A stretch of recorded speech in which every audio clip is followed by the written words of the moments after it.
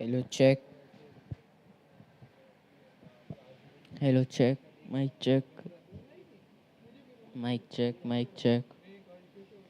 Check.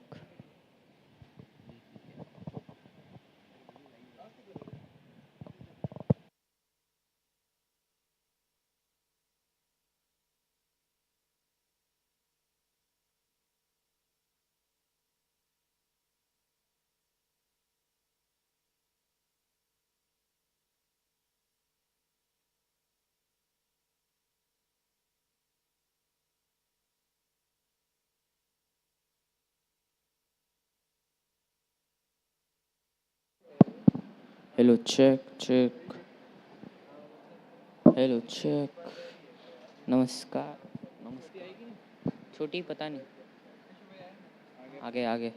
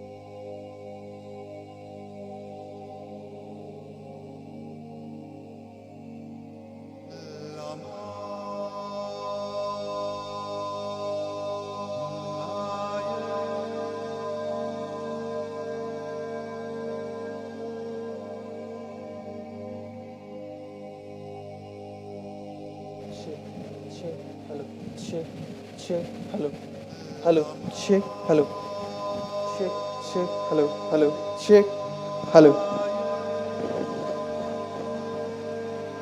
check, check, hello, check, hello.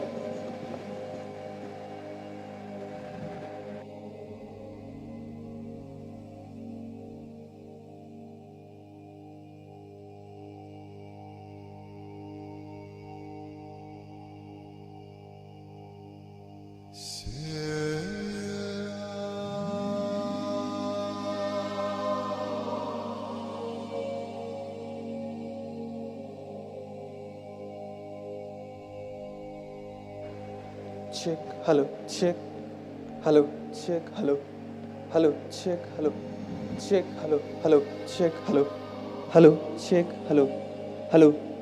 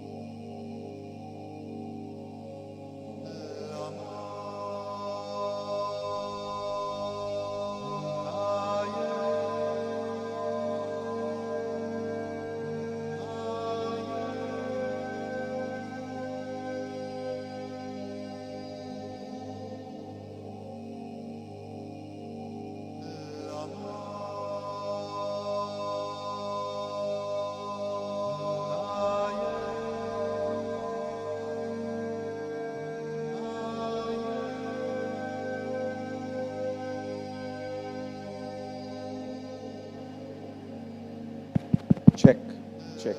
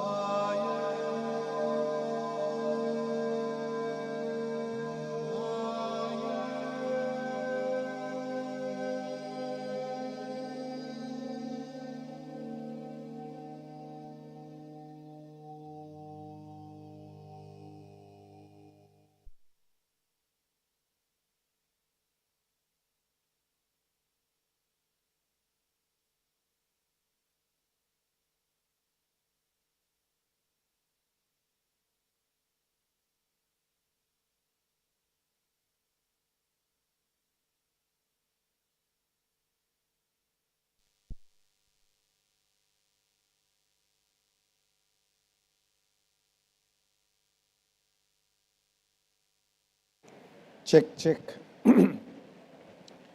So good morning, welcome back.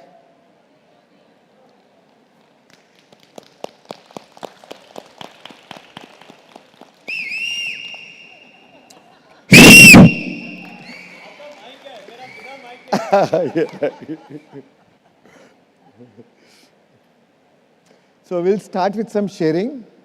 After that, Varun will take the meditation, create your day, and then Varun will take the topic neuroscience, and then we'll have a tea break.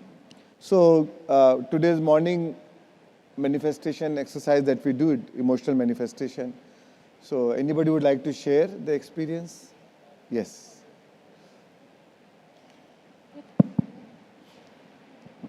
So good morning, everyone. And what a beautiful day to start with, right? The manifestation. So yesterday, as you had told us to connect with the emotions, and the whole manifestation part is about the emotions. So it just took me not even 1 minute to know the emotions I'm connected with. So for everybody's benefit, it was love, joy, and gratitude. These were the three emotions I connected with. It just took me, very less time to pen it down. And in the morning, when we did the initial meditation, I was connected with those emotions. And also, I tried to connect with my cards, that wherever they are, connect with the same emotion that, as you said, attract rather than chase. So, for me, the visualization which came in the meditation was that this vertical, the first row itself, I'm seeing those emotions. So as he had said, last time also it happened the same, and that we have to connect with the emotion irrespective whether it is your card or not. So with love and joy, as soon as I entered, the first ones which I see were the love and joy. So I was very excited. Gratitude took a little while longer, but I saw that. And just as a group, I wanted to share that gratitude was very less written. Most of the people had written, but joy, love, and calm, that was the ones predominant emotions. So did find my cards, and we are here. This is part of that manifestation, what we learned, and many other things have manifested in life. So one of them, just a short example, was that I was always looking for a particular yellow-colored yellow-colored tie to wear with a black suit as a contrasting, blocking those who are into fashion. I love blocking. So although I'm not doing that right now. So that was there, but I was not finding it. One day morning, my wife comes, Shalini, she's there, and she's saying कि आपके लिए एक box आया है, कोई tie है. On the box, you will not believe it. It was written Hermes Paris, Hermes tie. She opened up just like that casually. Probably I think she didn't know which color it was. She opened it and I was like, oh man, it was a yellow colored tie. Wow. That too also of Hermes, So a gifted tie, irrespective, the manifestation happened. And like that, many other things have happened a lot. So thank you so much again. A lot of gratitude. And yes, definitely learning is that I do need to work a little bit more on gratitude. That's what I felt. But that's fine. So Beautiful. thank you. Thank you so much. Also, many times the exercise gives you a lot of clarity. You know why you are wanting what you are wanting, right? Yes. Anybody else want to share? Yeah. Hello everybody, I'm Preeti from Bangalore. Raise the volume, na? Mic. I'm Preeti from Bangalore.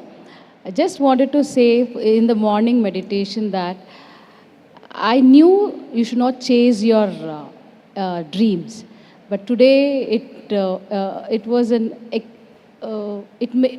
very clear for me. I should not chase my dreams or my aims, whatever my goals. So this exercise will remain with me forever. Thank you very much. Thank you. We'll go there, yeah.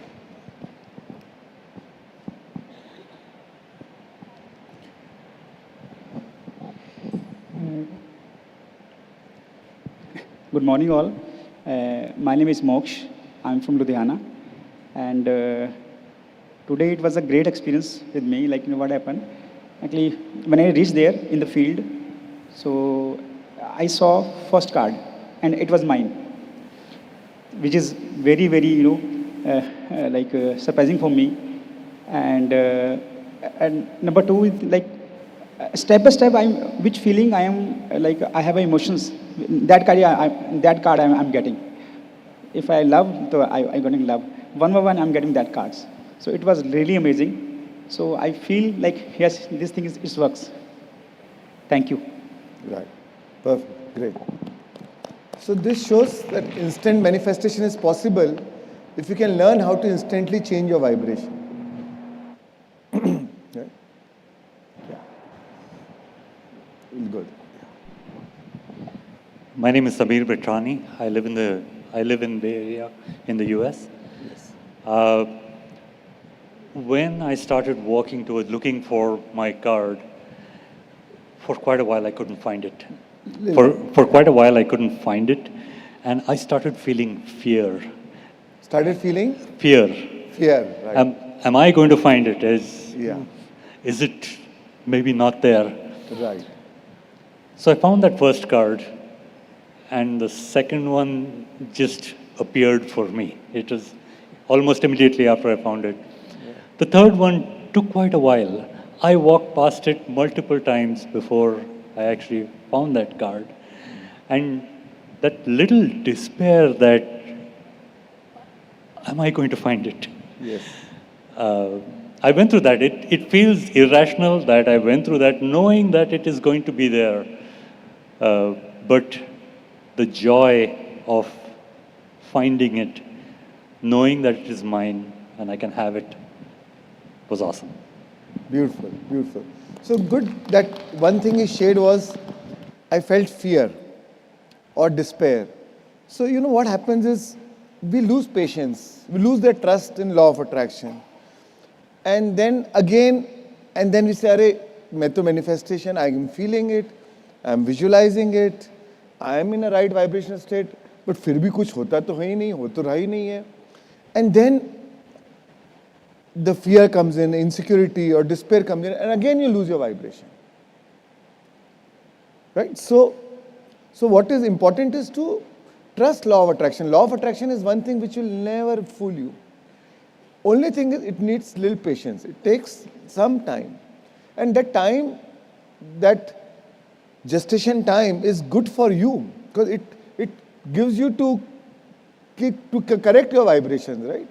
Kabhi deviate ho gaya, because we are living in this worldly environment where we have to face relationship issues, financial issues, business issues, job issues, health issues. All that is, and so it tends in that moment, it does change our vibration. But then we know we have the tools to come and align ourselves.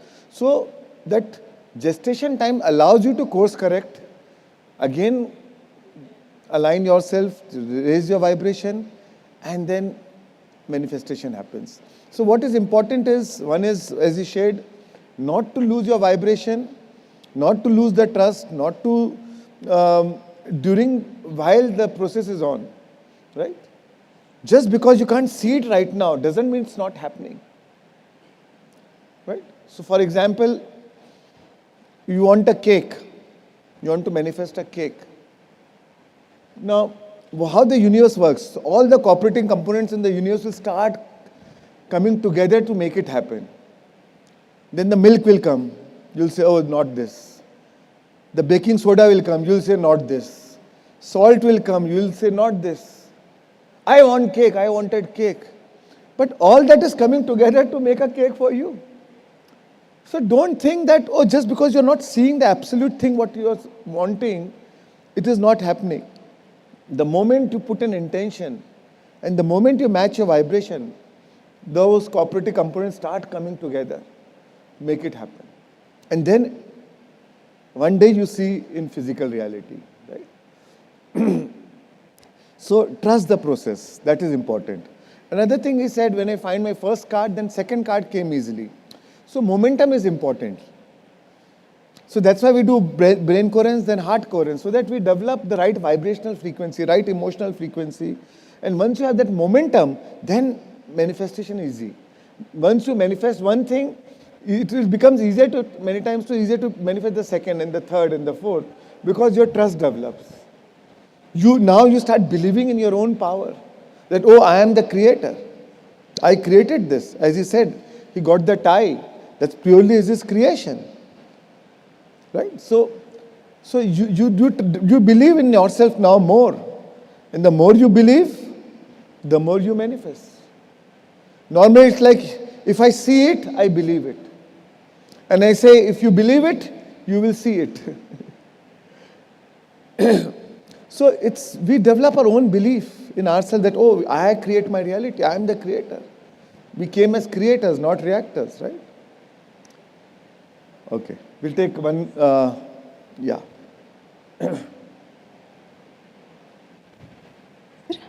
Ashwini here. In first go, I didn't find cards at all. I had a doubt, have they posted all the cards? Because I didn't find mine, because not even one card I didn't find. But in less than 3 minutes, I got all 3 cards. In order only I received. But why I couldn't find in first go? Cards were there only, but when I looking for my name, I didn't find, sir. Yeah. Why was that? So, like he also shared, it is there. You are passing through it. But first time, you're not seeing it. So same way, because the vibrational match was not there. Okay. The moment when the right vibrational match happened, you saw it. That's how our manifestation happens in universe. Okay. It's all there, but the vibrational match is not there. Even if it's there, you can't see. Because of fear, we found emotion. At that moment, emotion was fear. fear or why I'm doubt, not- yes. doubt what they have not put my cards. Am I going to achieve my goal? Right. That was the question. Right. So this exercise is like a life journey. How different thoughts, different emotion, different distractions comes throughout, and how we can again still course correct, and then eventually it happens, right? Yeah. Someone from anyone from please. Yeah. Hello. Good morning, Mr. Good morning. Myself Pankaj Luthra from Ludhiana. आज जो card थे ना, तो जब मैं लिख रही थी तो जो थर्ड वन कार्ड था जो कि थोड़ा मेरा आगे का ड्रीम है, तो तभी मुझे था कि मिलेगा लेकिन थोड़ा टाइम लगेगा। जब मैंने लिखा था उसको, तो आज जब एंटर किए तो फर्स्ट तो मतलब एंटर करते ही फटाफट वो मेरी हेल्थ का था क्योंकि वो मेरे हाथ में है। सेकंड जो था उसके लिए भी 2 चक्कर लगे। थर्ड के लिए मैं कहा यूनिवर्स आपने देना तो है, तो क्यों चक्कर लगवा रहे हो, मुझे पता है ये मिलेगा। और आप बिलीव करो, सीधा मैं घूम के उसी कार्ड के पास से 3 या 4 बार मैं निकल चुकी थी, मेरी नज़र नहीं पड़ी थी। जब मैंने यूनिवर्स को कहा कि मुझे तो बिलीव है ये मिलना ही मिलना, कार्ड नहीं भी मिल रहा कोई बात नहीं, लेकिन मुझे वो पता है वो मैंने अचीव करना है। तो आप बिलीव करो, घूम के मैं सीधा उसी कार्ड के पे मेरा हाथ आ गया। Thank you so much. Beautiful. So Thank this is the power of surrender. When you surrender, you trust the universe. You know, universe knows how to get it, how to do it best than me. So let me surrender to the higher power, and then it happens effortlessly. Right? Okay. So now we'll start with the meditation. Yeah. Okay. So Varun. So let's all welcome Varun. Hi. Hi guys. Hello. Please sit here. Thank you. Varun is my younger brother, 11 years younger to me, though he looks elder than me. But I guess you must be relieved now. You don't have to hear me again and again now. Thank you so guys. let's Thank you. Well, let's raise the energy and dance. Let's all dance. Come on. ये जो मेरे सीने में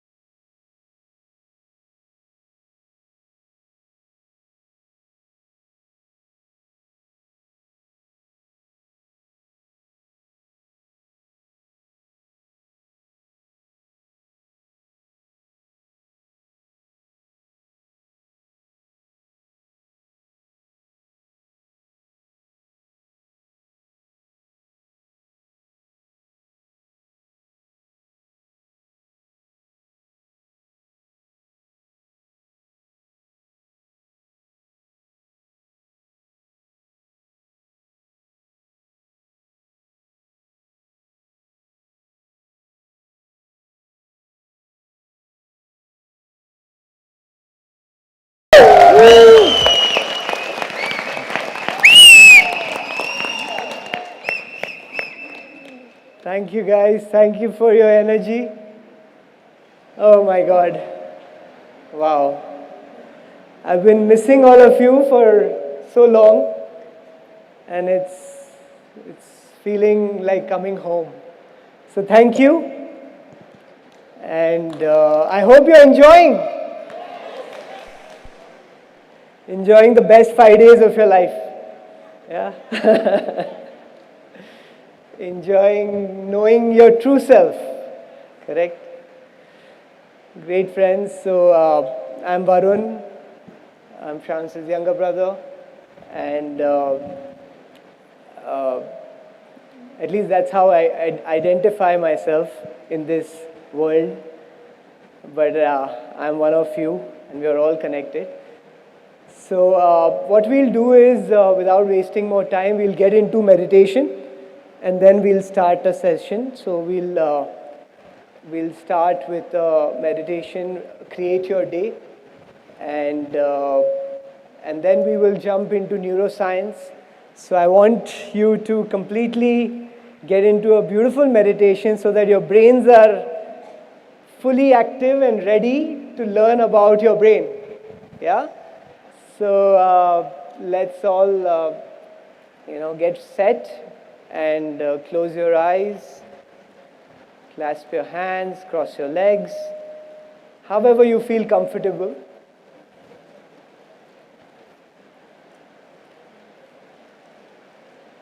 Keshav, can you lower the lights?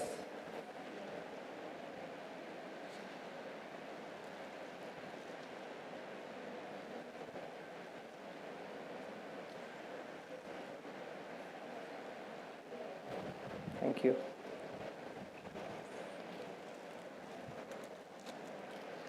You can put on your mask if you feel like.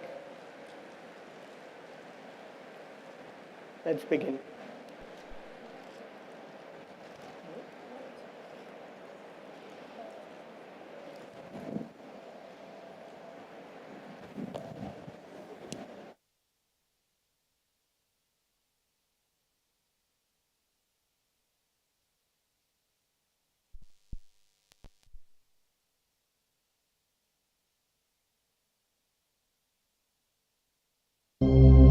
Our goal and intention of this meditation is to realign your thoughts and emotions with the vision of the future as you create your day, and to raise your vibrational frequency to inspire beneficial behavior throughout the day. As we begin this meditation, I would encourage you to continue lying down in a comfortable position on your bed, or you may choose to sit up straight and gently close your eyes.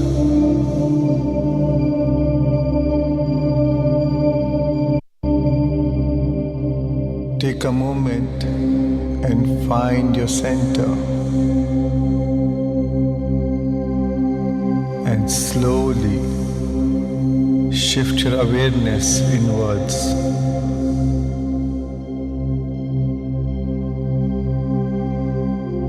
Inhale,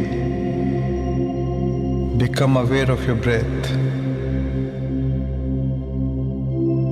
and as you exhale, relax.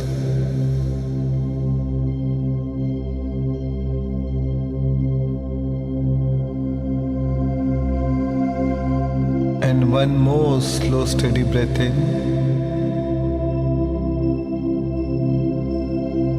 As you breathe in, relax your face muscles.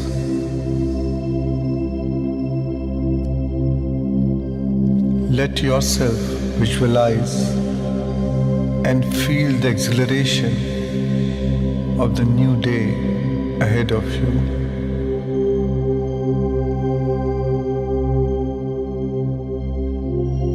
And have a gentle smile on your face.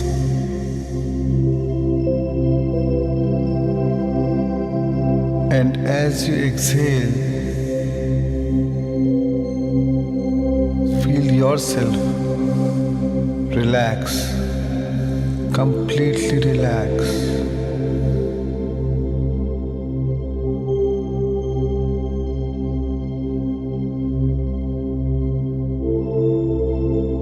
Release any tension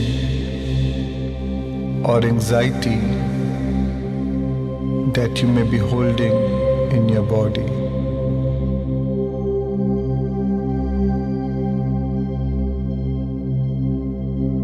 Take another slow deep breath, and as you exhale, let go of all worries and stress.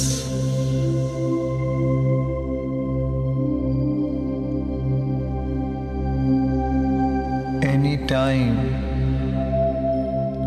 your attention seems to wander away, bring your awareness back to your nostrils and witness the tidal flow of each breath as you continue to calm your mind further.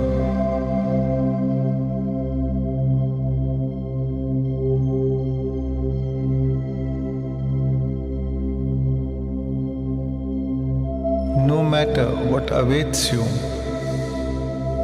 there is no better preparation than a calm mind.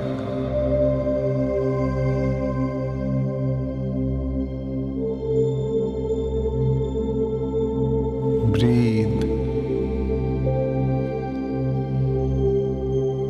Feel going deeper and deeper within.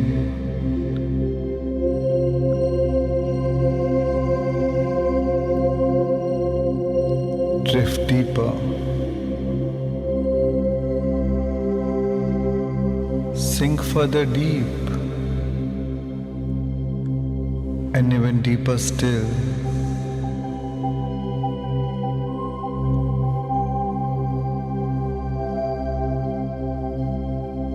Hook on to your breath and feel your whole body sinking into the generous present moment.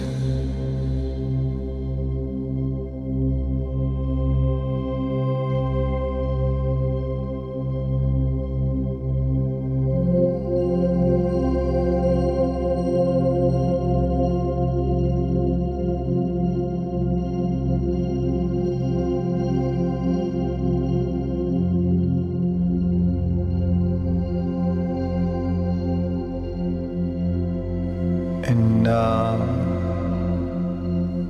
gently shift your awareness to the area of your heart.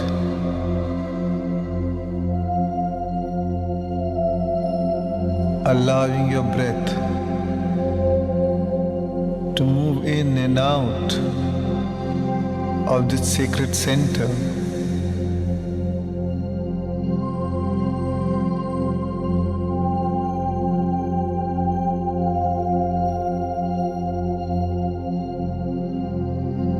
Allow yourself to breathe in more deeply, more soundly, and more completely as you breathe from this creative center.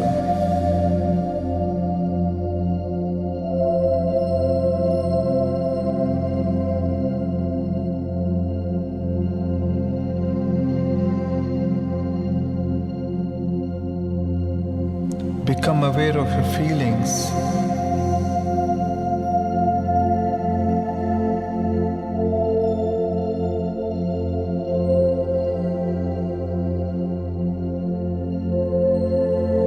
Notice it. Sense it.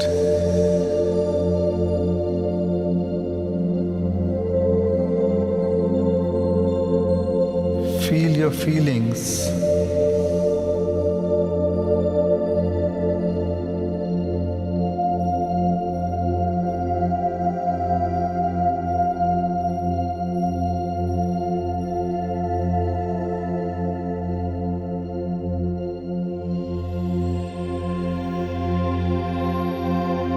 As you continue to breathe from this creative center, open your heart. Know that it is safe to breathe.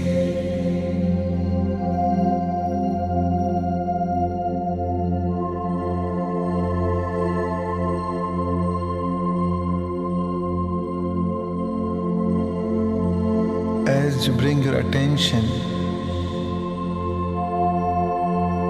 to the area of your chest, you activate this creative center. Furthermore, with your attention,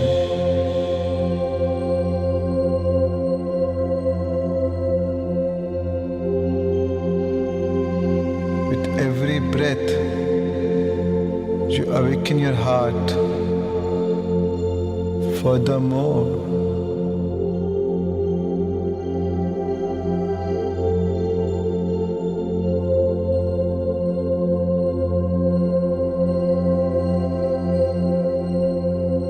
feel the expansion in your heart.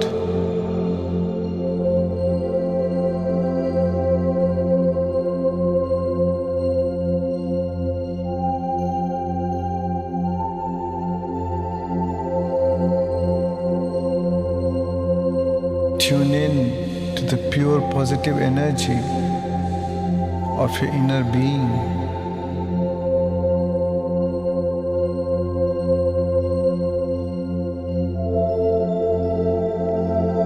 Breathe, feel, and move into a new state of being as you rest your attention within the center.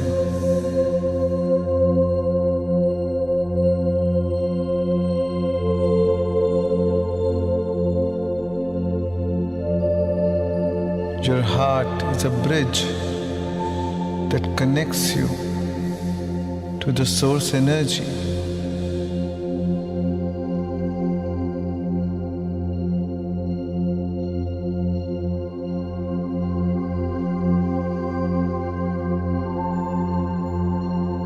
As you dive deep into the core of your inner being, feel your connection to the source energy, as your source is the ultimate resource.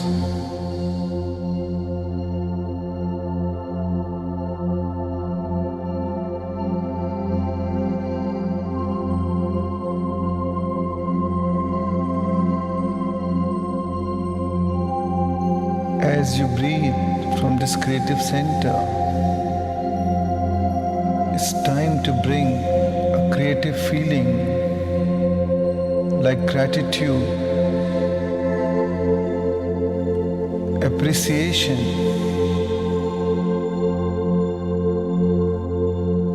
the joy of existence.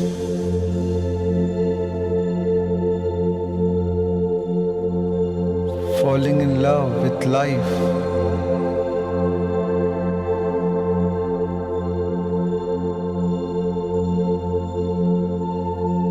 Feeling worthy in this moment.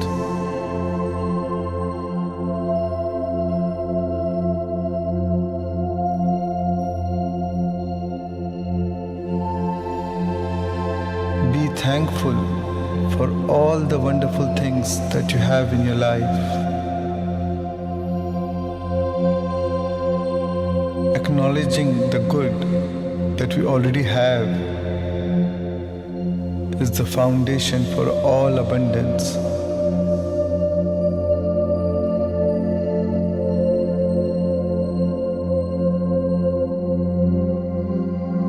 Feel the contentment,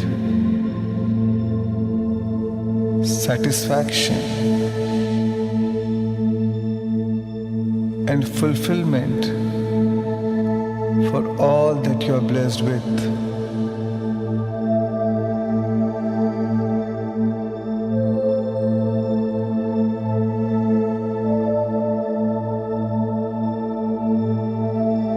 A grateful heart is a magnet for miracles.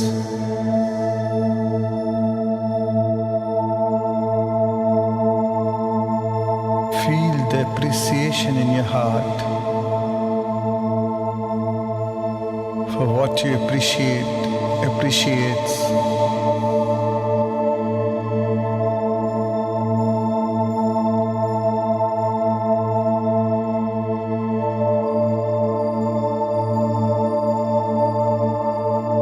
A true appreciation to be alive in this moment, allowing the song of your soul to be heard and to be felt by all, and the energy of love being broadcasted into the field for the greatest good of all.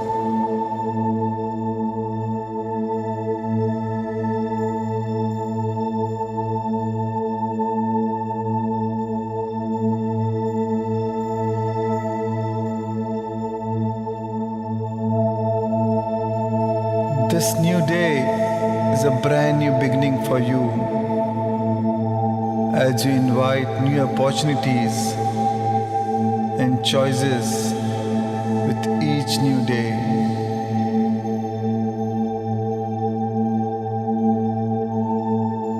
The universe is full of possibilities and potentials and is eagerly waiting to align itself with the new you.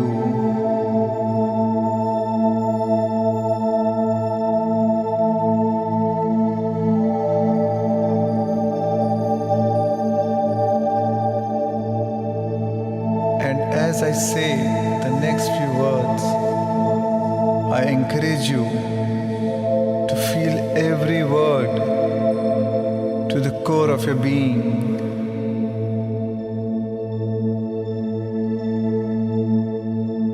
Feel every emotion vibrating in each and every cell of your body.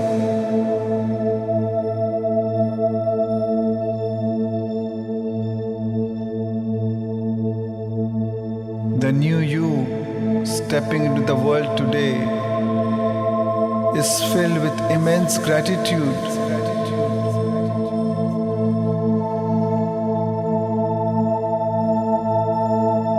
Confidence,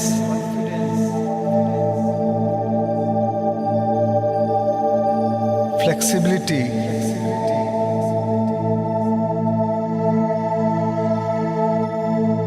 openness,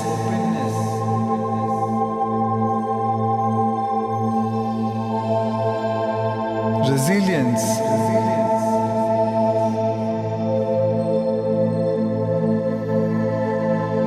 humor,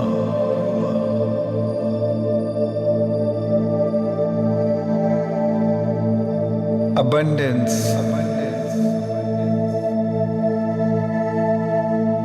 prosperity,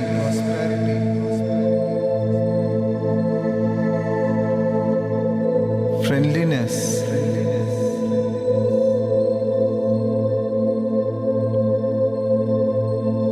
vitality,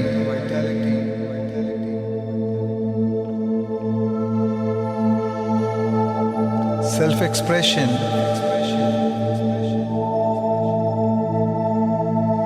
passion,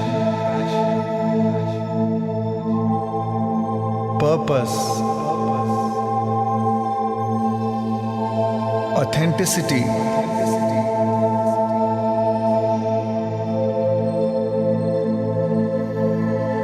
higher wisdom,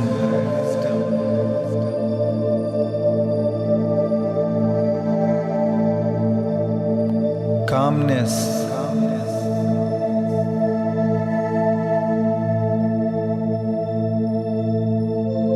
simplicity,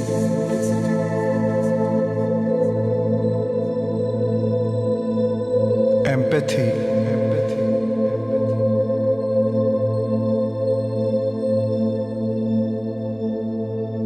detached awareness,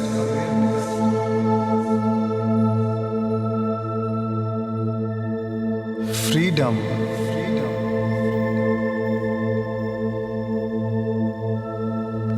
adventure,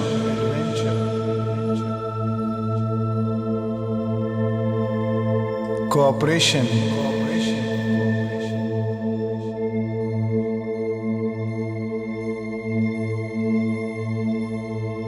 open-mindedness, synergy, forgiveness,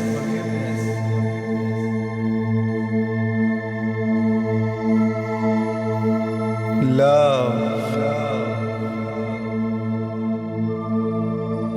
humility, and kindness.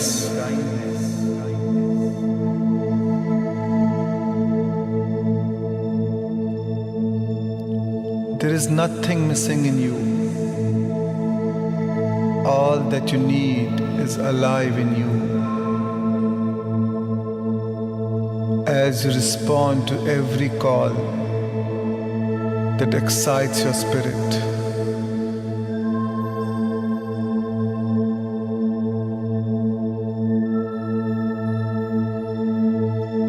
remember this feeling. As you chase the feeling, not the experiences.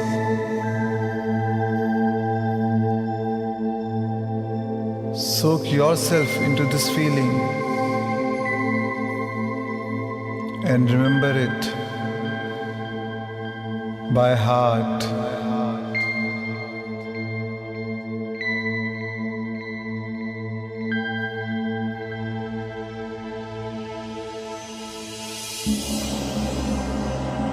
And now it's time to be defined by a vision of the future instead of the memories of the past, and to move into a new state of being.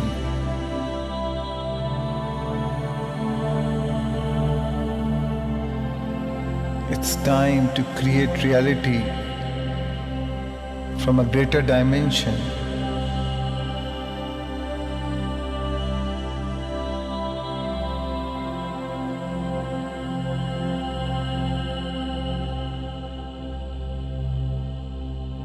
What was that vision of the future that awaits you?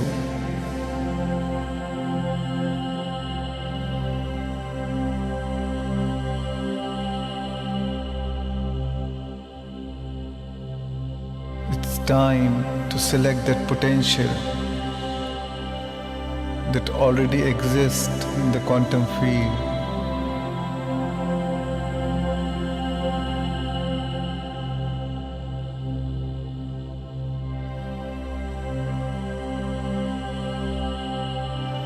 Imagine it in your mind.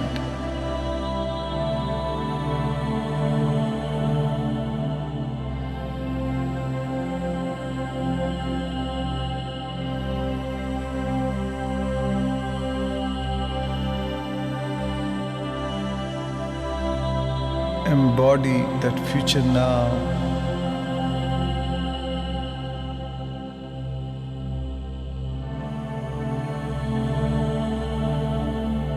Feel yourself right into it.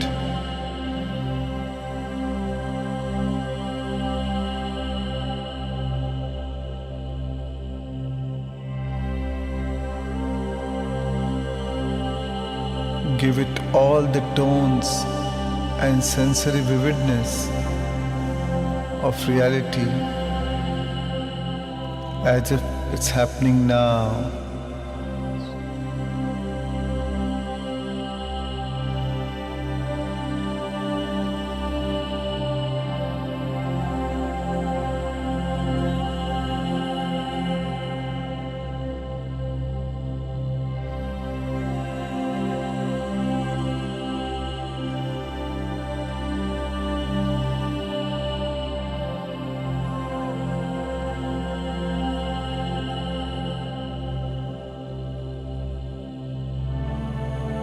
The open, blank canvas of today is yours to paint on. Choose your colors wisely and begin to paint your vision into reality.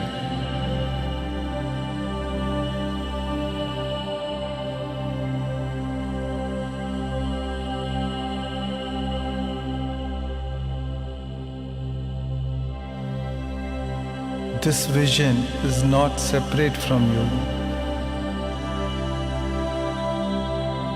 Let the images come to you.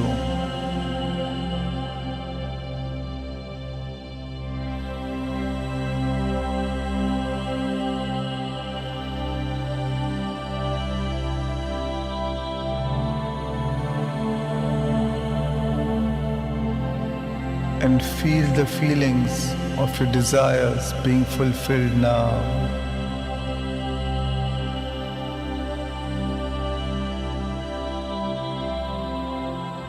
Combine your clear intention with an elevated emotion.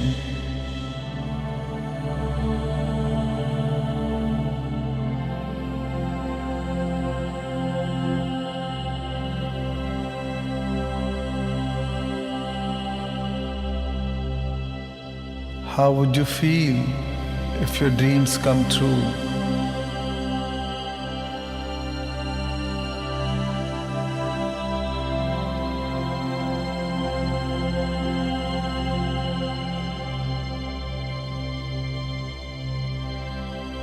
Focus on this elevated feeling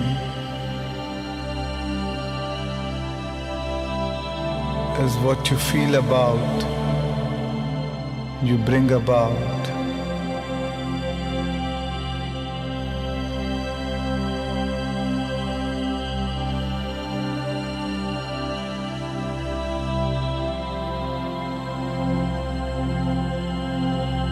This experience is not outside of you. It is you. Become the vision.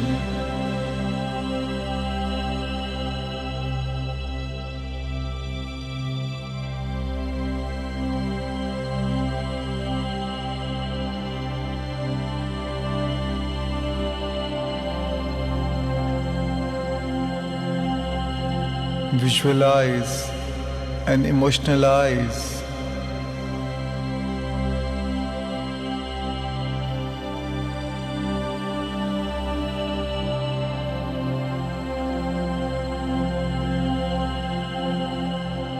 Let your goals be emotional goals,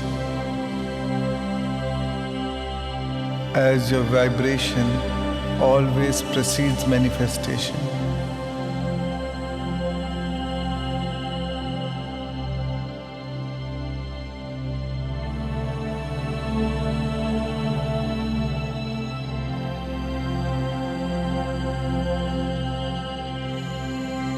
Drop the resistance, not the desire.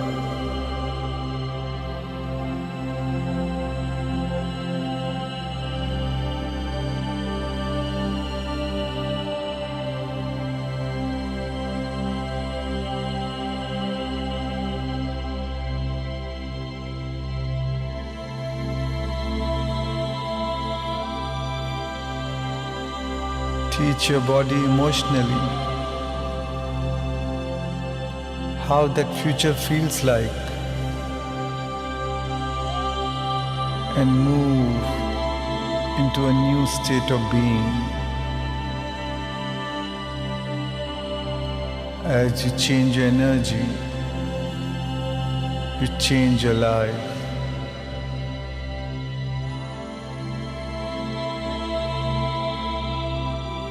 Come on, open your heart and let your body respond to a new mind.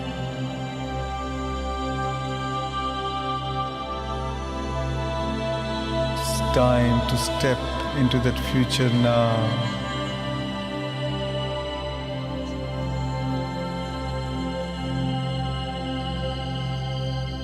Treat yourself as you already have it.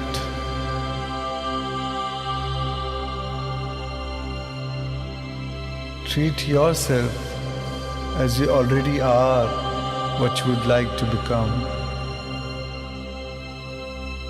If you believe you deserve it, the universe will serve it.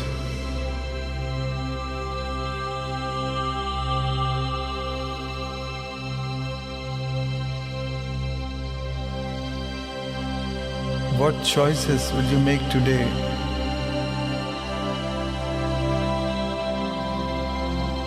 And what behaviors would you demonstrate?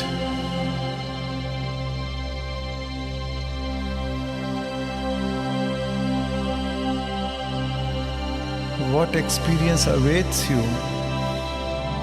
And how will they feel?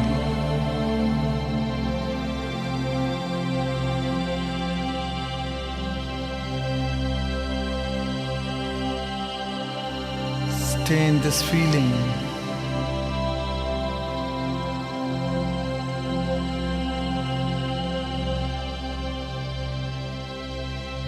When you are thinking, you are in an asking mode.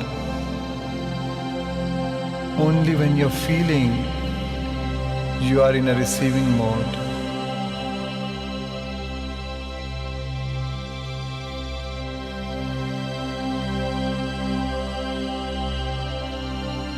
Feeling a state produces that state.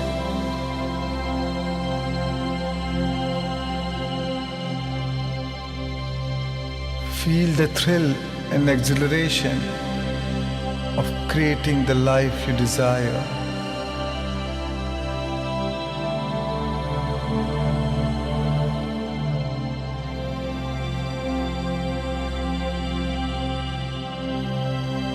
You are no longer bound by your limitations, fears, and insecurities.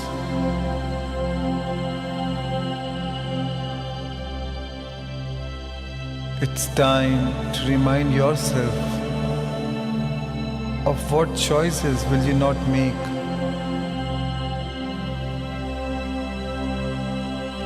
What behaviors will you no longer demonstrate?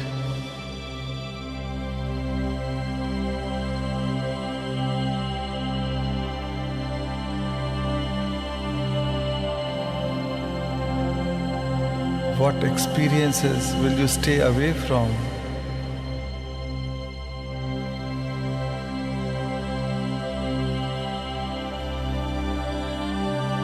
And what emotions and feelings will you no longer embrace that will cause you to return back to your familiar old self?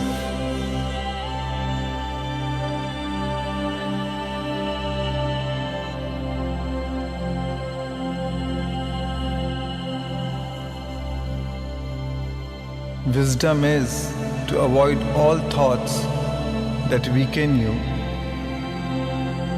and embrace thoughts that empower you.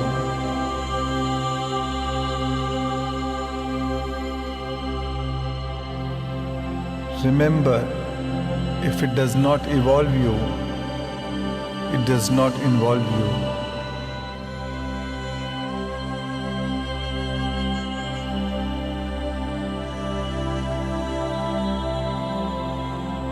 Become the observer from a greater level of mind.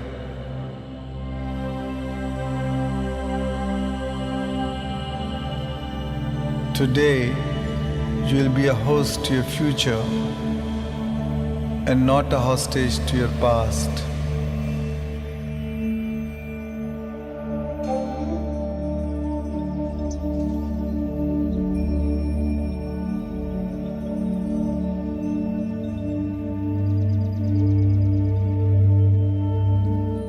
And now,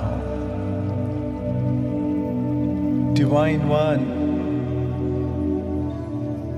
sentient being, creator of destiny, center yourself by taking your hand and place it over your beautiful heart, your soul,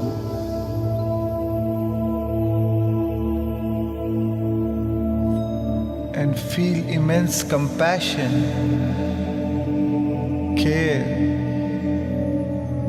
and kindness towards your beautiful self.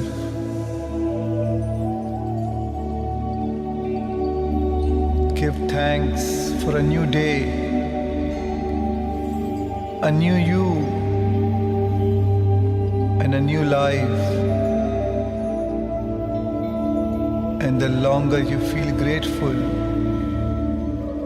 the more you draw your new life to you.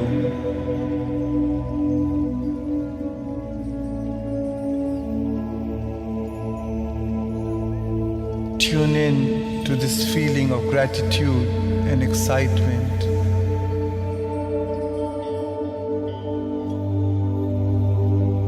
As gratitude is the ultimate state of receivership.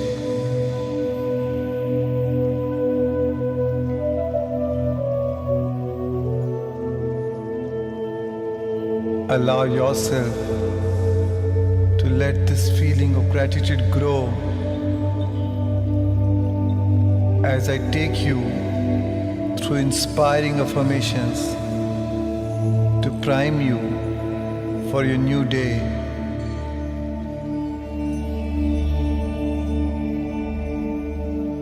You are welcome to repeat these affirmations in your mind as I say them.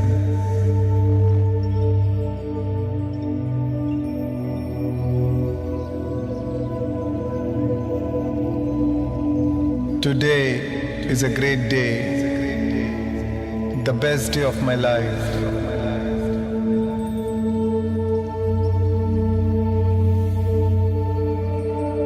My day is filled with incredible opportunities.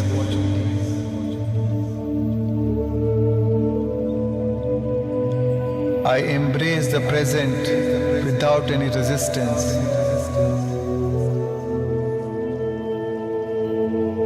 I am in a state of acceptance and allowance.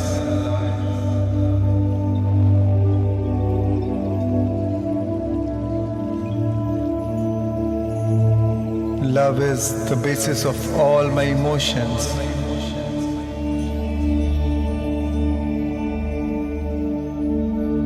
Everything is always working out for me.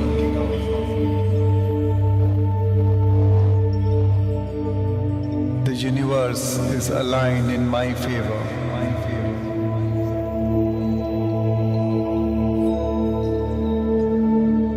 I attract things and people for my highest good.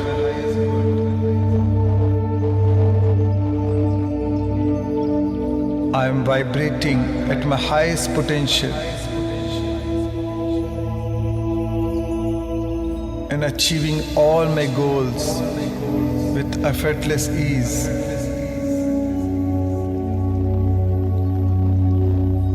I don't chase, I attract. What belongs to me will find me.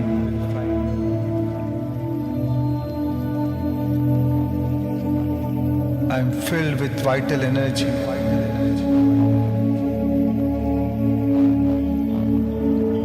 Every day I am getting younger and younger as my age is getting reversed.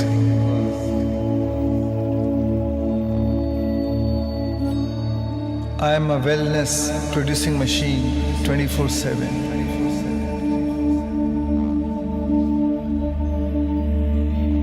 I share a deep and special bond with my family and friends.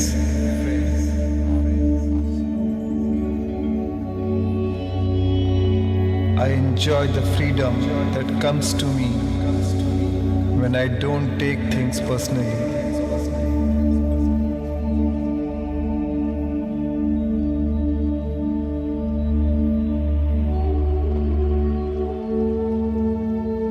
Money flows into my life freely and abundantly.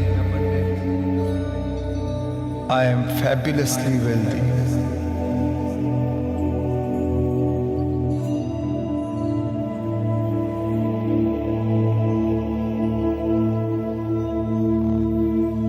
I have a mastery of self-control over my thoughts and feelings. As a change of feeling is a change of destiny.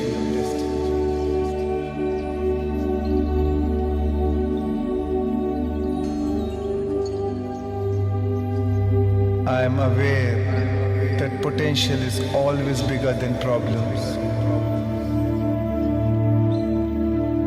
As problems are opportunities in disguise.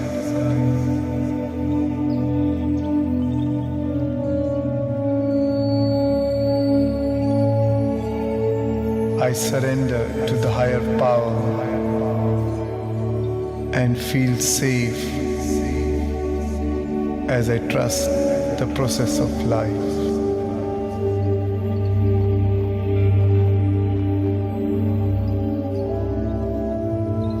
So Divine One, know that life is happening for you, not to you.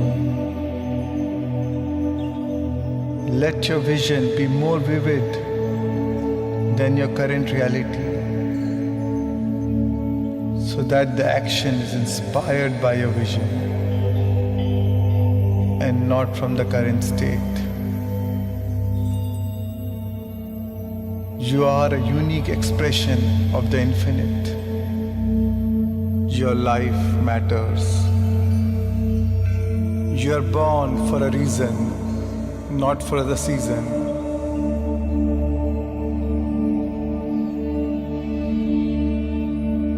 Ask what is your gift to share. Ask the universe, how can I serve you?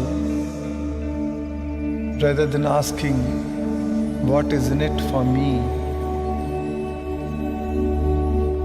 And then the universe will serve you. And now, Divine One, as you emulated the divine today and made contact with it, ask for a sign from this higher consciousness, from this loving intelligence, that it manifests your dreams in a way that you least expect, that surprises you and leaves no doubt that it came from the higher mind, and leaves you in a state of awe and wonderment.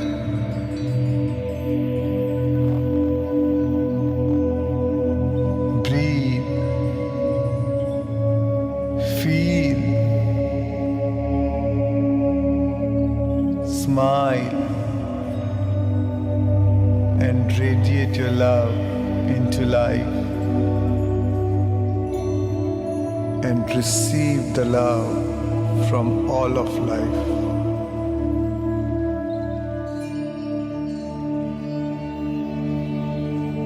Be inspired. Be lifted. Feel invincible.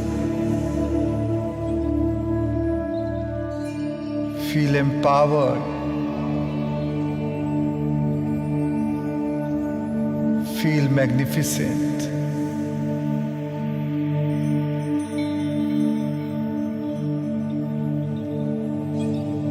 Remember this feeling in your heart. Memorize this feeling. Treasure this feeling. And remember it by heart.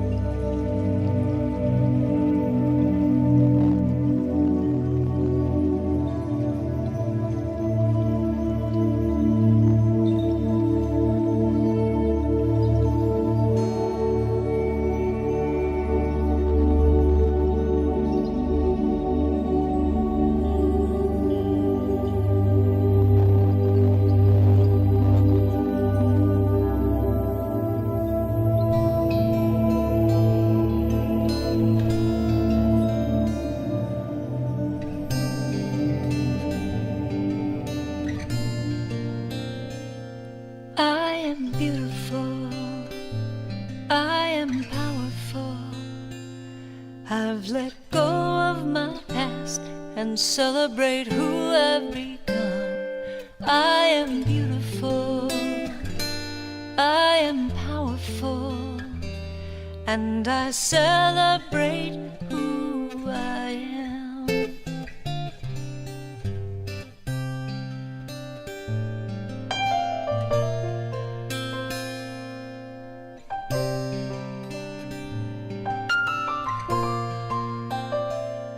I am beautiful. I am powerful. I've let go of my past and celebrate who I've become. I am beautiful. I am powerful. And I celebrate who I am. I am beautiful. I am powerful. I've let go of my past and celebrate who I've become. I am beautiful. And now, with a smile on your face, bring your awareness back to a new body, to a new environment, in a whole new world, and a whole new time.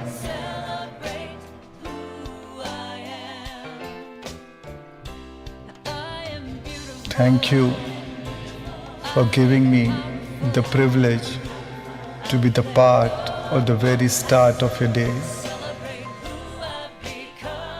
Immense gratitude for trusting me with your day. Whenever you're ready,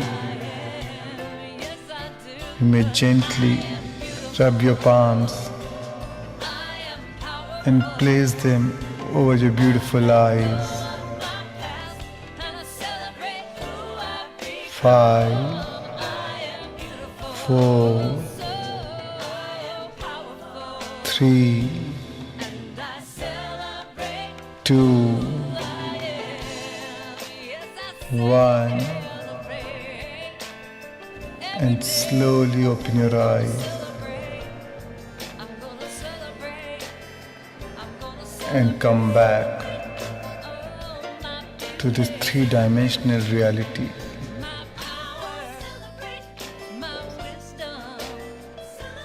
Take your time and slowly come back.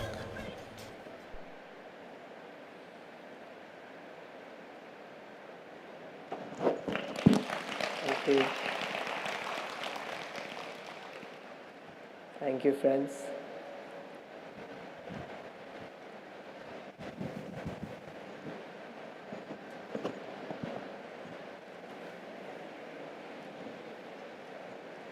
So we'll start neuroscience, friends.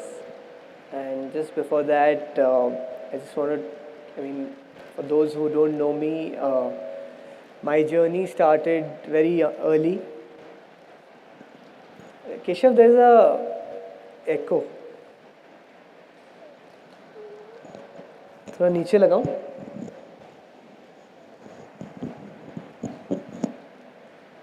Thanks to my brother, my journey started really early. I was in my teens, probably 15 or 16, when all these amazing masters used to come and stay with us in our house for days and for months sometimes. And we used to meditate with them, like Patri sir, Dr. Newton would make us do past life regression. I used to sit next to him writing everybody's experiences doing past life regressions and how people were going into different lifetimes, talking in different languages in the session. So it was really amazing to see very early on what was happening. Also, a lot of masters like Dr. Alex Orbito, who would do psychic surgery, where without any equipments, he would put his hand inside your body because he saw the body as just energy and remove tumors and stuff like that. So, I mean, I realized that anything is possible and it's all energy. And that's all it started. And here we are. And for me, I think the journey has just begun, and I think I just want to be in the present moment. I just want to be in the now so that I can give my best in the present moment. Just 1 second, I'll change this.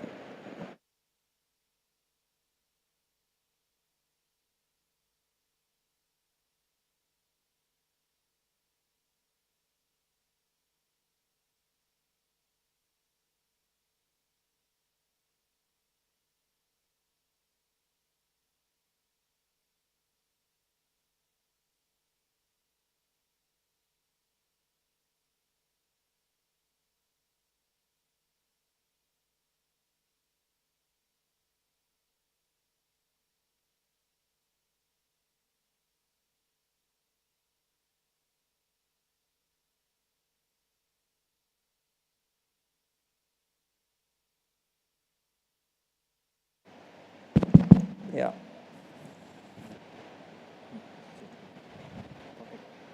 Thank you, Keshav. What would we do without you? Sorry for that.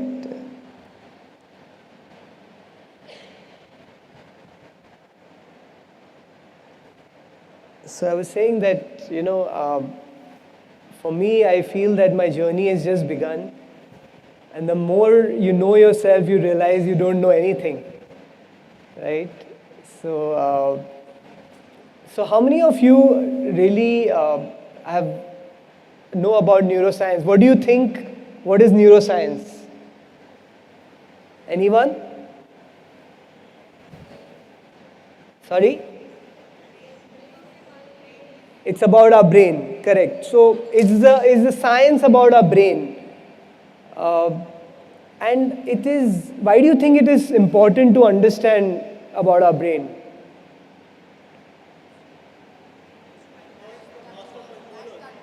It controls, it is the government, right? Our brain is the government that runs our life. So today what we'll do is we will understand what goes inside our brain, what makes our brain, how is it formed, the different memory systems of our brain, the different brains that we have in our body, and what is being stored at different parts of our body. So let's get into neuroscience, friends. So the brain is the most mind-blowing organ in the universe. Do you agree with me? I mean, we can't even imagine what goes on inside our brain. It is the superconductor of consciousness. Your brain generates more electric current in a day than all the cell phones put together in the world. Right? That's even after the launch of Geo, by the way. Imagine the number of information that your brain has and gets every day. Your brain receives over 400 billion bits of information every second. 400 billion bits of information every second. Although you can comprehend only 2,000 bits of those information. So as you are more aware and more conscious, you will start comprehending more and more of these information as you receive it, right? As you up your level of the brain, you will understand a lot of these information that your brain receives. I think Keshav, this TV went off.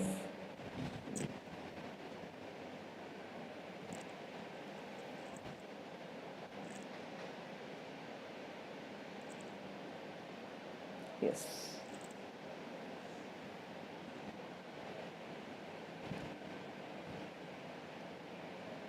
Perfect. So,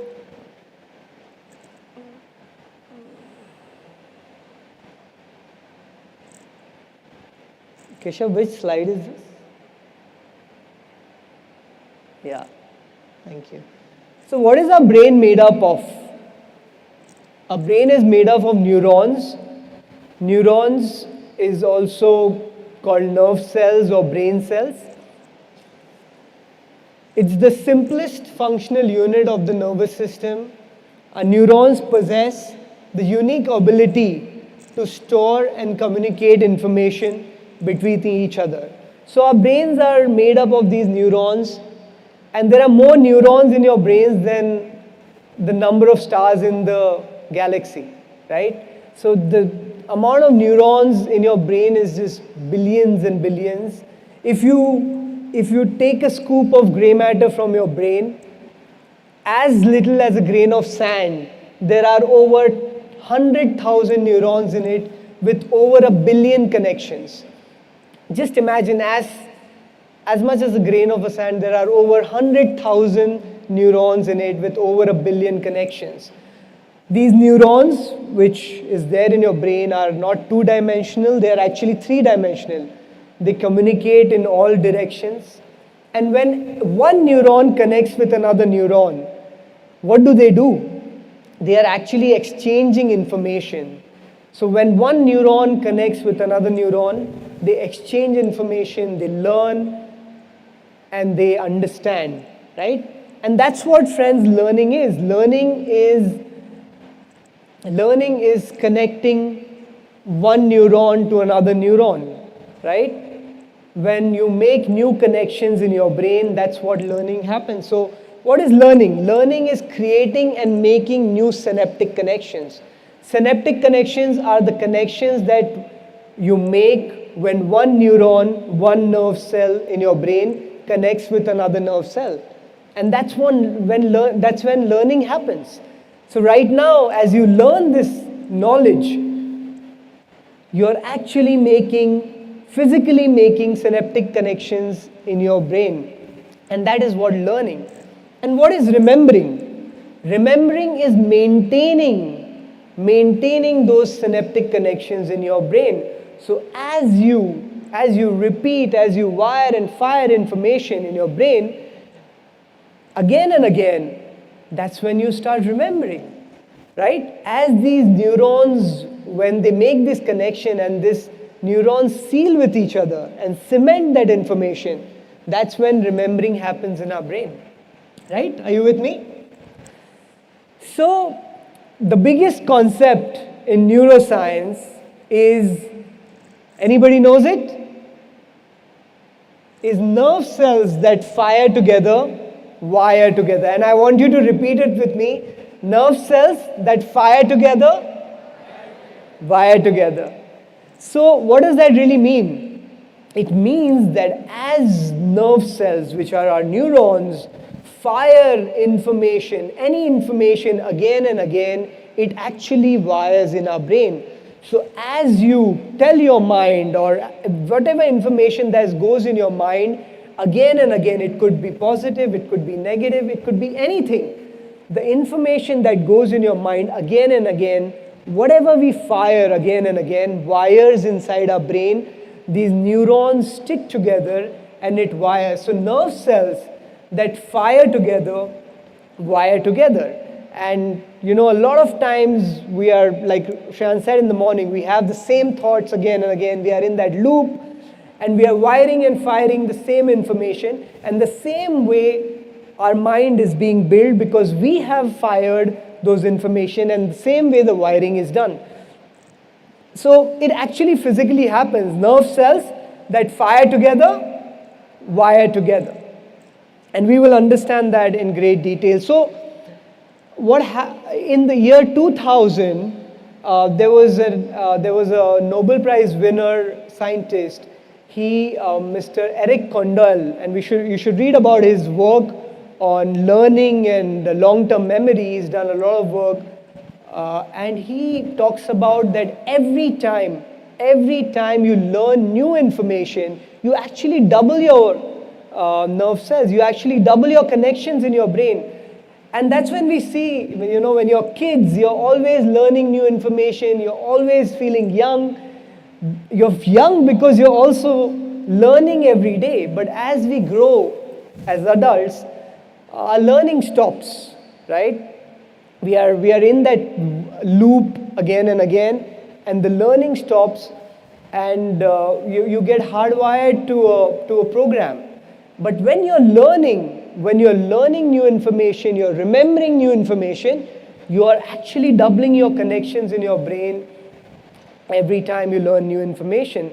So remembering is just like any other relationship. The more we communicate, the more we bond, right? Like any other relationship.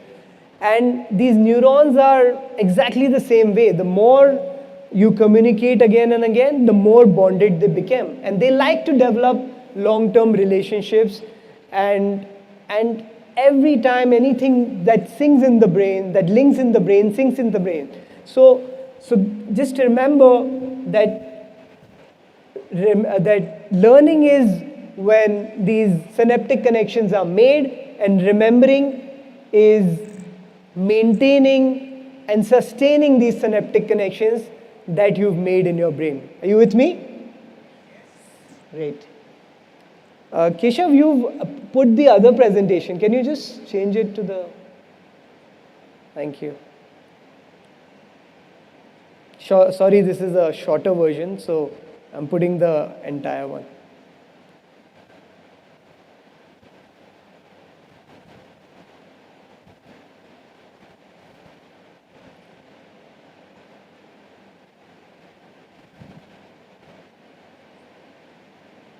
Yes.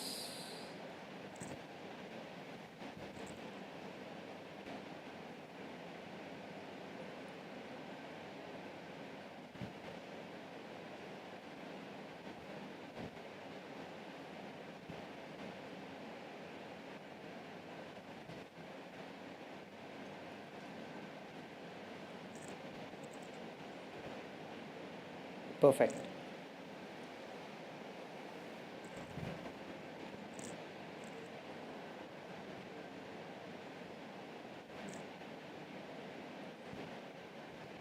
So friends, let's get in. So there are two ways we make synaptic connections. Synaptic connections is when one neuron connects to another. What are the two ways that we make synaptic connections in our brain? Number one, it's called semantics memories. So every time you learn a new information, you learn a new theory, a new knowledge, a new philosophy. So whenever you learn a new thing, so you read a book and you learn a new information, all that is semantics, right? All that, that's one way you make synaptic connections in our brain. What is the other way you make synaptic connection? It's called episodic memories. So the learning and theory and knowledge is called semantic memories, and the other way is called episodic memories. So what are episodic memories? Episodic memories are having novel experiences, embracing new events in our life. So it's like an intense episode that you've had in your life that has created long-term memory. So that is episodic memory. So just remember, for example, your wedding day. It was such a great for many, such a great emotion that you had on your wedding day. All the wives are looking at their husbands. Yeah, was it great? So, those memories, or when your first child walked, or when the first child was born, these are episodes which you remember because the feeling that you had was so intense that it turned into long-term memory.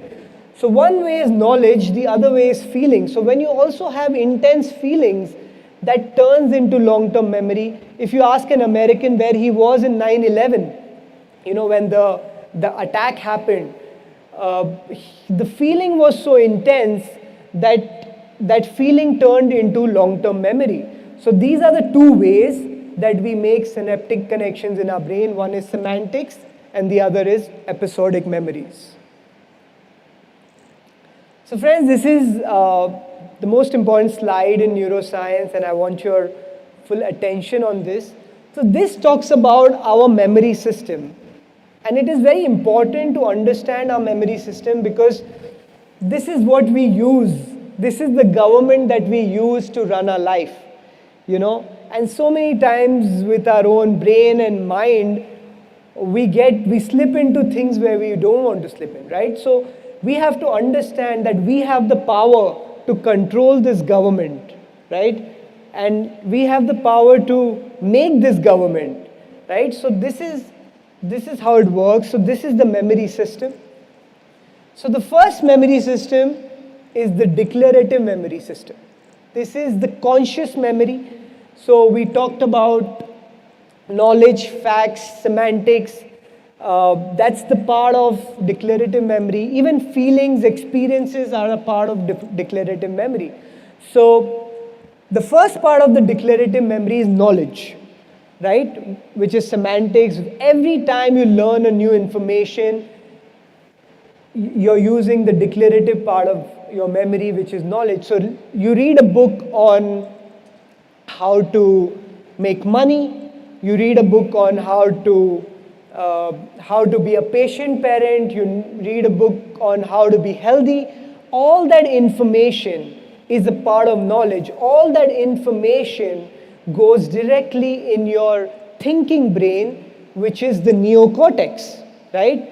So every time you learn a new information, all that information goes in your neocortex, which is the largest in the human being, and that is our first brain. So every knowledge, every philosophy, every book you read, any theory you understand, so right now as you understand this knowledge, it all goes into your neocortex, which is your first brain, which is a part of the declarative brain, and it goes into the neocortex, right, the thinking brain. As you experience this knowledge, as you experience it, as you have a feeling, as you have episode, all that information gets stored in your limbic brain, right?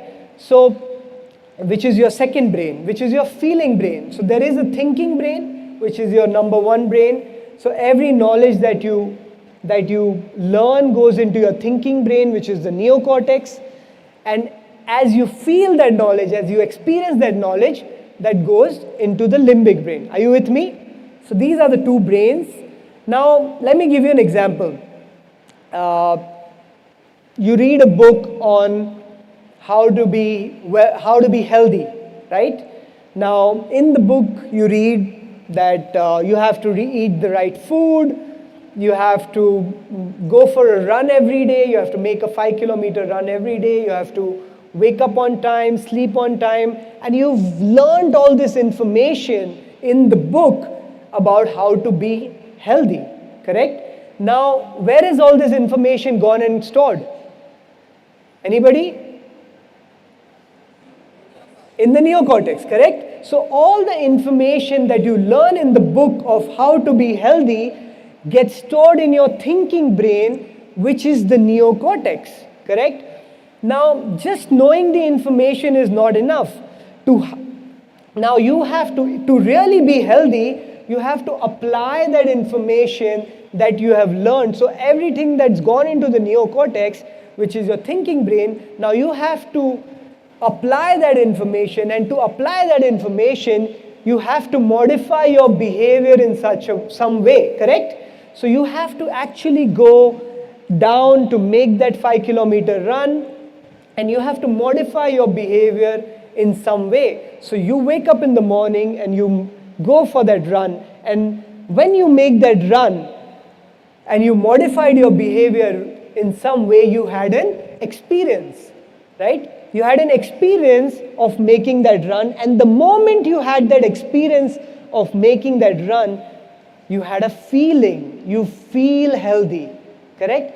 And as you keep doing that again and again, you start having that feeling of being healthy, as you have the right diet, as you modify your behavior, everything that you've learned in the books, as you modify that, you generate an experience, and experience turns into a feeling, and that feeling gets stored where?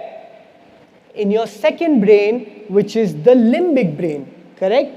So one can say that the mind and body are working. When the mind and body are working together, you start feeling healthy, correct? Keshav, can you go down, please?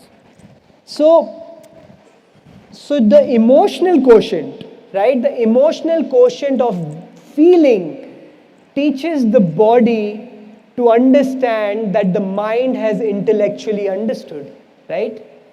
Correct? Are you with me? So the emotional quotient, when you make that run, you get that feeling, the emotional quotient, the emotional feeling teaches the body what the mind has intellectually understood. So you can say that knowledge is for the mind and experience is for the body, right? The knowledge is for the mind and experience is for the body. And in that moment when you make that run and when you feel healthy, you are actually embodying the knowledge, right? So it's not enough to just get the knowledge. You have to experience it and get that feeling to embody that knowledge, and that's when the mind and body start working together, correct? But is it okay to do it once, right? It's not okay to do it once. You have to repeat, you have to be on diet, you have to make that run again and again. You have to be in that zone to be healthy, right? So that you start feeling healthy. And when you repeat that feeling again and again of being healthy, that's when you open up your third brain, which is the cerebrum, which is the non-declarative memory, right? What is non-declarative memory? You can't even declare how you're feeling healthy because you are healthy. It is a part of you. You don't have to feel healthy. You become healthy. So that's when it turns into an unconscious habit. It goes into your subconscious, right? And we learned that 95% of who we are an automated program. And that's when you open up your automated program, when you keep feeling healthy again and again, when you make that run again and again for many, many months, you open up your third memory system, you open up your third brain, which is the cerebrum. It is a very small part of your brain, but it has 4 times more neurons than the neocortex.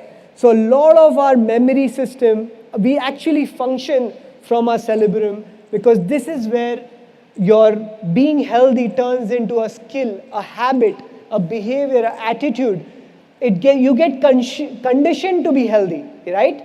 Because you've repeated that information again and again, it becomes a part of you. So friends, this is how you can move from thinking to doing to being. As you apply the information that you learn, as you repeat it again and again, it becomes being. So you can move from thinking to being. Initially it is of course hard, but slowly it becomes a part of you. It's like brushing your teeth, right? It is such a natural part of you that it is so easy. You don't even think about it. Or it's like driving a car or having a bath. It has become a part of you. So as you repeat the information that you learn over and over again, it becomes non-declarative, and non-declarative is the second part of the memory system, and your third brain, which is the cerebrum, is stored in the non-declarative memory system, and third brain is your subconscious brain, right? You're with me? Great. So quick recap, your neocortex, which is actually the largest in human beings. This gives us power to learn new information, understand, comprehend. As humans, our neocortex has put us on top of the food chain because we have the power to reason and change ourselves. And it is our thinking brain. The second brain, which is the feeling brain, which is your limbic brain, and the third is the cerebrum. Yeah? Great. So a few concepts in neuroscience first one is neurorigidity. So let's understand some of these things. We've tried to simplify it. It's not rocket science. The topic seems very difficult, but it's actually very, very easy. And we've made it very easy so that you can actually apply all this information in your life and not just keep it as theory, right? It's not just knowledge. We will experience everything, and we will modify our brain in such a way that it becomes into long-term memory and it goes into your cerebrum, correct? So what is neurorigidity? So neurorigidity is basically only using your brain's pre-wired synaptic connections, pre-wired memories without making new connections, right? Rigidity is to process the same thoughts and to perform the same actions over and over again through your life and expect a different result. It's not going to happen, right? That's why we say neurorigidity is thinking in the box, right? It's not thinking out of the box. It's just being in that same loop over and over again through your entire life. So in the last workshop, a person came to me, Mr. Raju, I think. He's like, sir, so you mean neurorigidity is like marriage? I was like, that's a great example. You know, you're in that, I'm like, no, you can do new things with your wife. You can take her for a holiday. He's like, but sir, it is like marriage. So anyways, that was just a funny example, but neurorigidity is basically our brain's way of firing the same sequence in the same pattern in the same combination over and over again. So I urge all you guys to do new things with your spouses so that you're not in the same pattern. Otherwise, they're going to find another one. So you're being hardwired. You're being hardwired into a finite signature, right? The idea is to not just being hardwired into a finite signature, not just living life from the memory of past. So neurorigidity is like living life from the memory of past. You look at everybody from the same lens, and you do not give anybody a chance to change, because you're just looking at them from the same lens, and you continue to have the same experience because you have wired your brain in the same way and you're firing it in the same way. So that's what neurorigidity is, thinking in the box. But friends, we have good news. We have neuroplasticity in our brain. So what is neuroplasticity? Neuroplasticity is our brain's ability to change its synaptic wiring by learning information and by recording experiences and maintaining that modified state of being. So as you're learning new information today, you're experiencing neuroplasticity, right?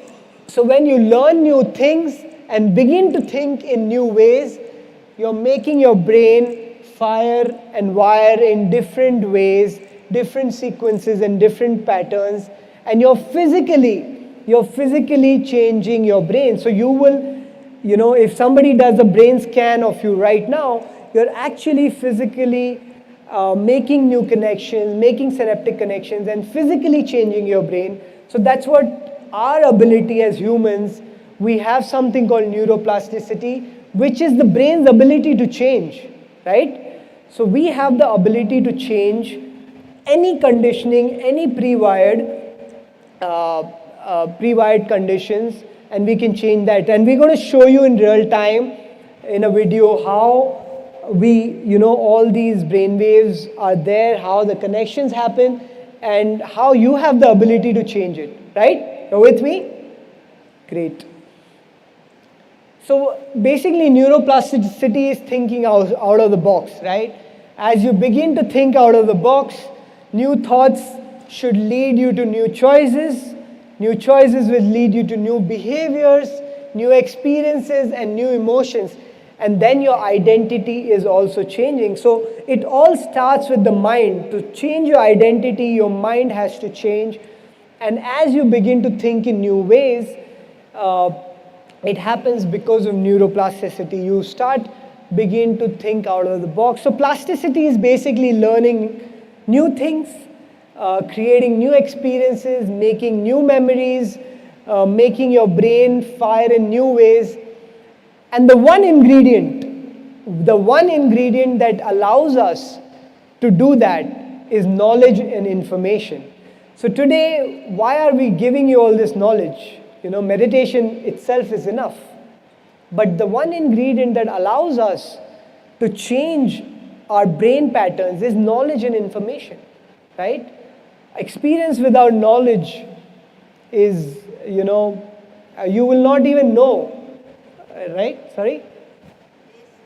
Yeah, it's baseless, right? Like, you will not even know that, why are you having that experience? But when you have knowledge, also knowledge without experience is just theory, right? You just got all the knowledge, it's just theory. So what we're trying to do is combine the knowledge with the experience, and that's true wisdom, right?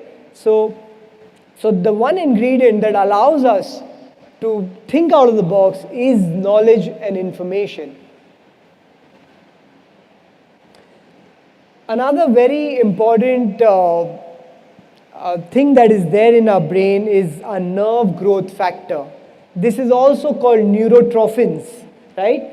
So neurotrophins is that we call it the miracle glue or the chemical glue that is there in our brain that makes new synaptic connections stick, correct? And become more enriched and flourish. So basically, neurotrophins are basically these neurons and these chemical glue in our brain that makes one neuron stick with another neuron. So as you repeat an information again and again, these are the neurotrophins that make the new connection stick and makes it more solid. So when you repeat something, you're going to use the neurotrophins which are in your brain, the chemical glue which is physically existing in your brain, to make the new knowledge stick and make it more and more refined. And as you repeat it again and again, it becomes more and more refined, it becomes more and more solid, right? So that was neurotrophins, and we all have these neurotrophins in our brain which we can use to learn new information and make it stick in our brain. So friends, we move on to the 2 laws of the brain. All good till now? Great. So there are 2 laws of the brain, very important laws, and this is how your brain functions. These are the 2 laws of the brain. The first law of the brain is called the law of association.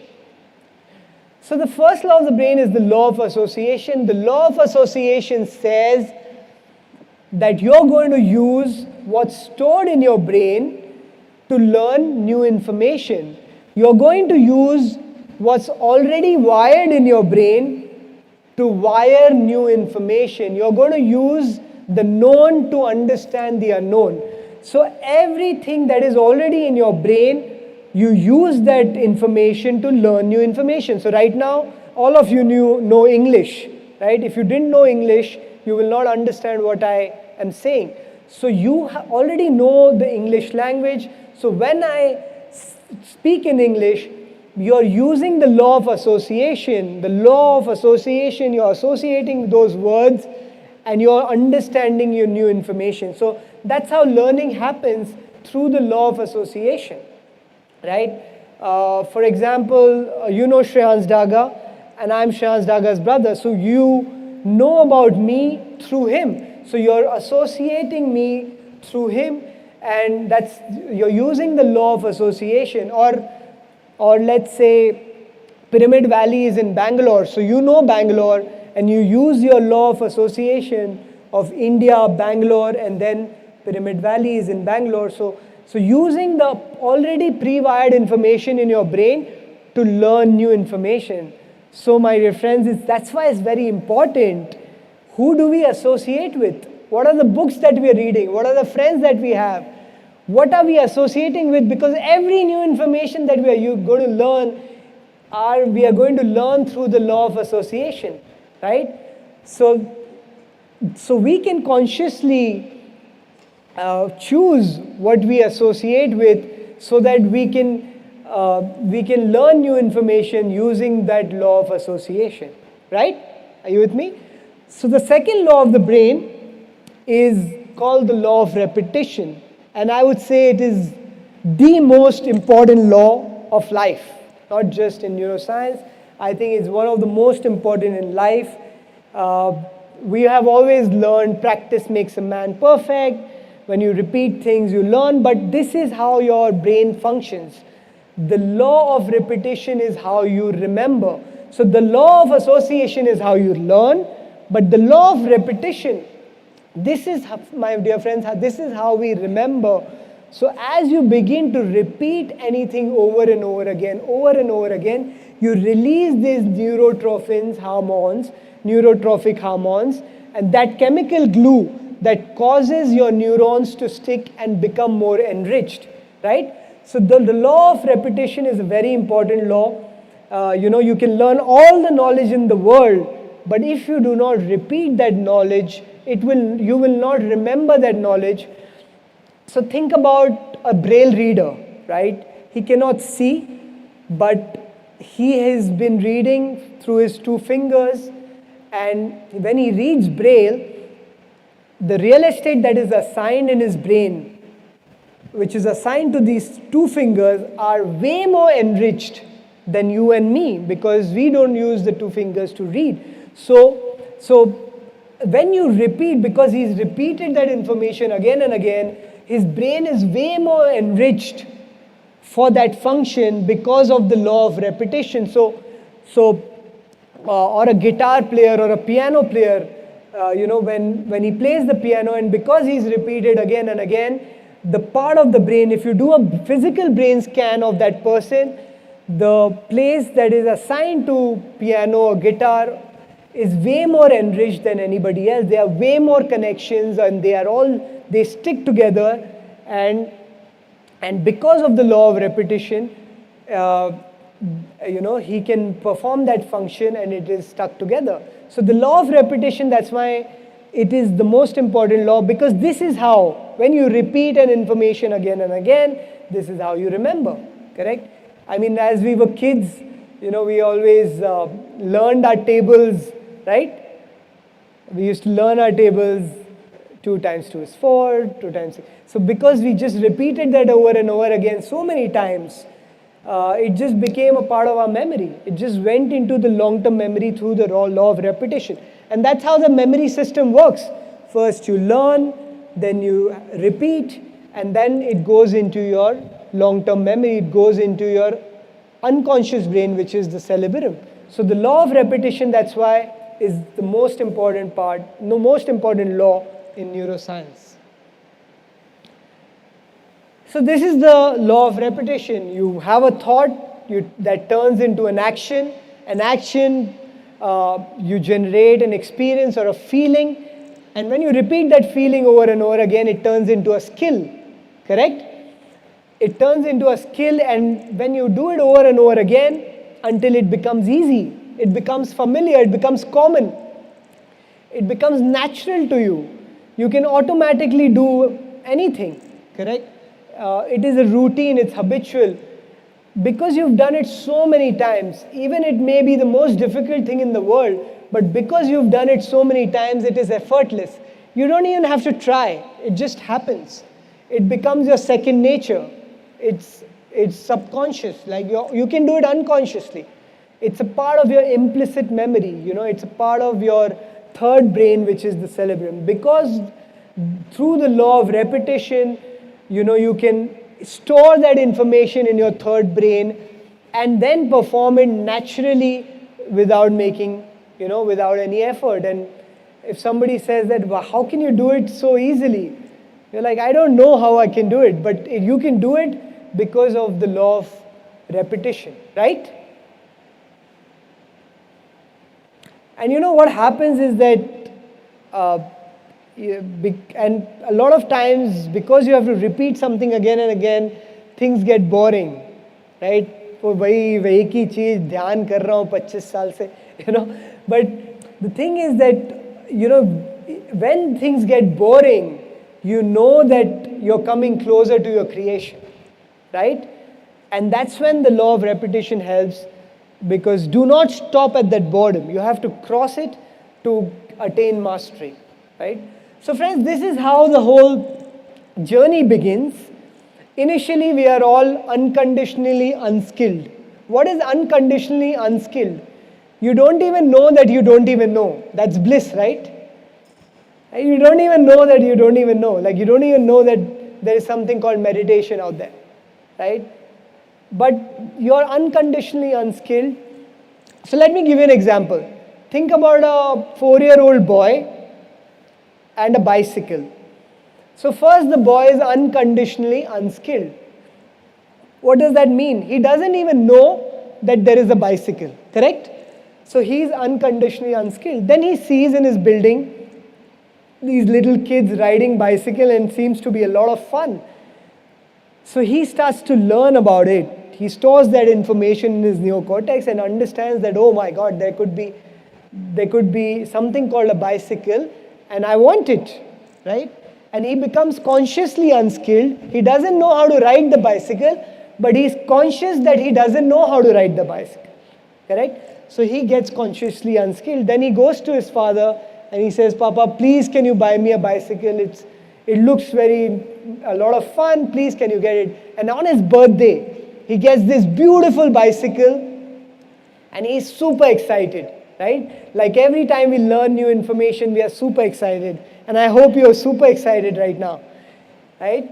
So he gets this bicycle and he's super excited, and it's not easy, right? It's obviously not easy because he has to balance, he has to pedal, he has to brake, he has to do all these things at the same time, and he falls a few times, he gets hurt, but he doesn't stop. He repeats that information again and again, and he becomes consciously skilled.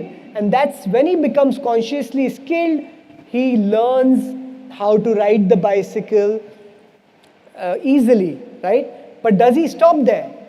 He doesn't stop there. He keeps doing that every single day. He loves it. He keeps doing it again and again, again and again. And with the law of repetition, the learning which he has learned of riding a bicycle goes into his third brain, which is the cerebellum, and he becomes naturally, he becomes unconsciously skilled, right? He crosses the consciously skilled level to unconsciously skilled. And now he can pedal, he can brake, he can even leave his hands and ride the bicycle, and he becomes unconsciously skilled. So this is the journey, friends. We all start with unconsciously unskilled, and we move to unconsciously skilled. And if somebody asks him, how do you do all these things? You can brake, you can pedal, you can leave your hands. I mean, you're just a master in riding a bicycle. And you know what he says? He's like, I don't know, I think I was born to do it, right? I was born to ride a cycle. So this is the journey, friends. And even in meditation, this is how it is. You can learn all the information. A lot of people ask my brother that for 25 years, you've been meditating every single day. You will miss your breakfast. You will, miss your lunch. But you have meditated every single day for 25 years. How is that possible? How do you do it? And you know what he says? I don't know. I think I was born to do it, right? So it's amazing. It's not that. It's just because he's repeated meditating every single day that even if he doesn't want to, his body and mind just takes him and makes him sit and goes into meditation. A lot of times, what happens is when you wake up in the morning, you just get ready and you sit to meditate, and then you're like, I didn't even try it, it just happened, right? Like brushing your teeth or having a bath. So friends, this is where everybody stops. Everybody stops at this consciously skilled level, because this is where our ego kicks in. This is where, it's when you don't know, we don't have any ego, right? You're unconsciously unskilled, that's bliss. But when you learn, when you know, oh, I have attended Shans Daga's program, I know everything about neuroscience, I know I have attended Inner Engineering by Sadhguru. I have done Sri Ravi Shankar's this thing. You know, we keep telling each other, now I know everything, right? But that's just knowledge. You are only consciously skilled. You are not unconsciously skilled. This is where everybody stops. You keep trying new things in life, which is good, but most of us stop. I would say 99% of the people stop at consciously skilled level because they want to just not repeat that information again and again. And the only way from reaching from consciously skilled to unconsciously skilled is by repeating the information that you've learned, experiencing it again and again, getting that feeling again and again, and that's when you become unconsciously skilled. So it's like, you know, you've come for this amazing 5-day workshop, you will learn all the information, you will meditate, you will do breath work, you will have amazing experience, right? And when you go home, you will keep continuing to do these meditations every day. And as you repeat, you know, it's not okay to just do these things 5 days, you know. As you wire and fire that information again and again, every single day of your life, that's when you'll move from consciously skilled to unconsciously skilled, friends. And that's when, if any of your friends ask you that, how do you do it? You know, how are you able to meditate every single day just by doing this 5-day workshop, right? And you're like, I don't know. I think I was born to do it, right? So this is how you create mastery in life. We have to, the minute you start, I mean, I can tell you I'm learning classical music, singing, vocal, and I'm doing all these rags in the morning at 5:30.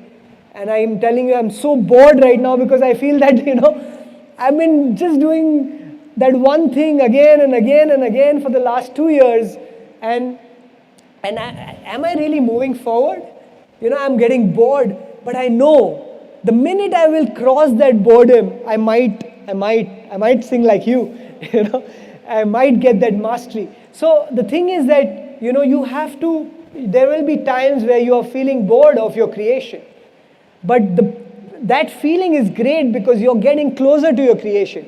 So the idea is to repeat that information, your will, you have your will to keep doing that again and again.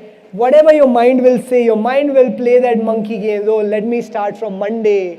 Let me do it next time. This, that, you know, one more time. Ye, wo, you know. So, but you have to keep that on the side and push yourself, use your will like you did it in breath work, right? You used your will, you used your energy to go beyond your mind, to go beyond your body.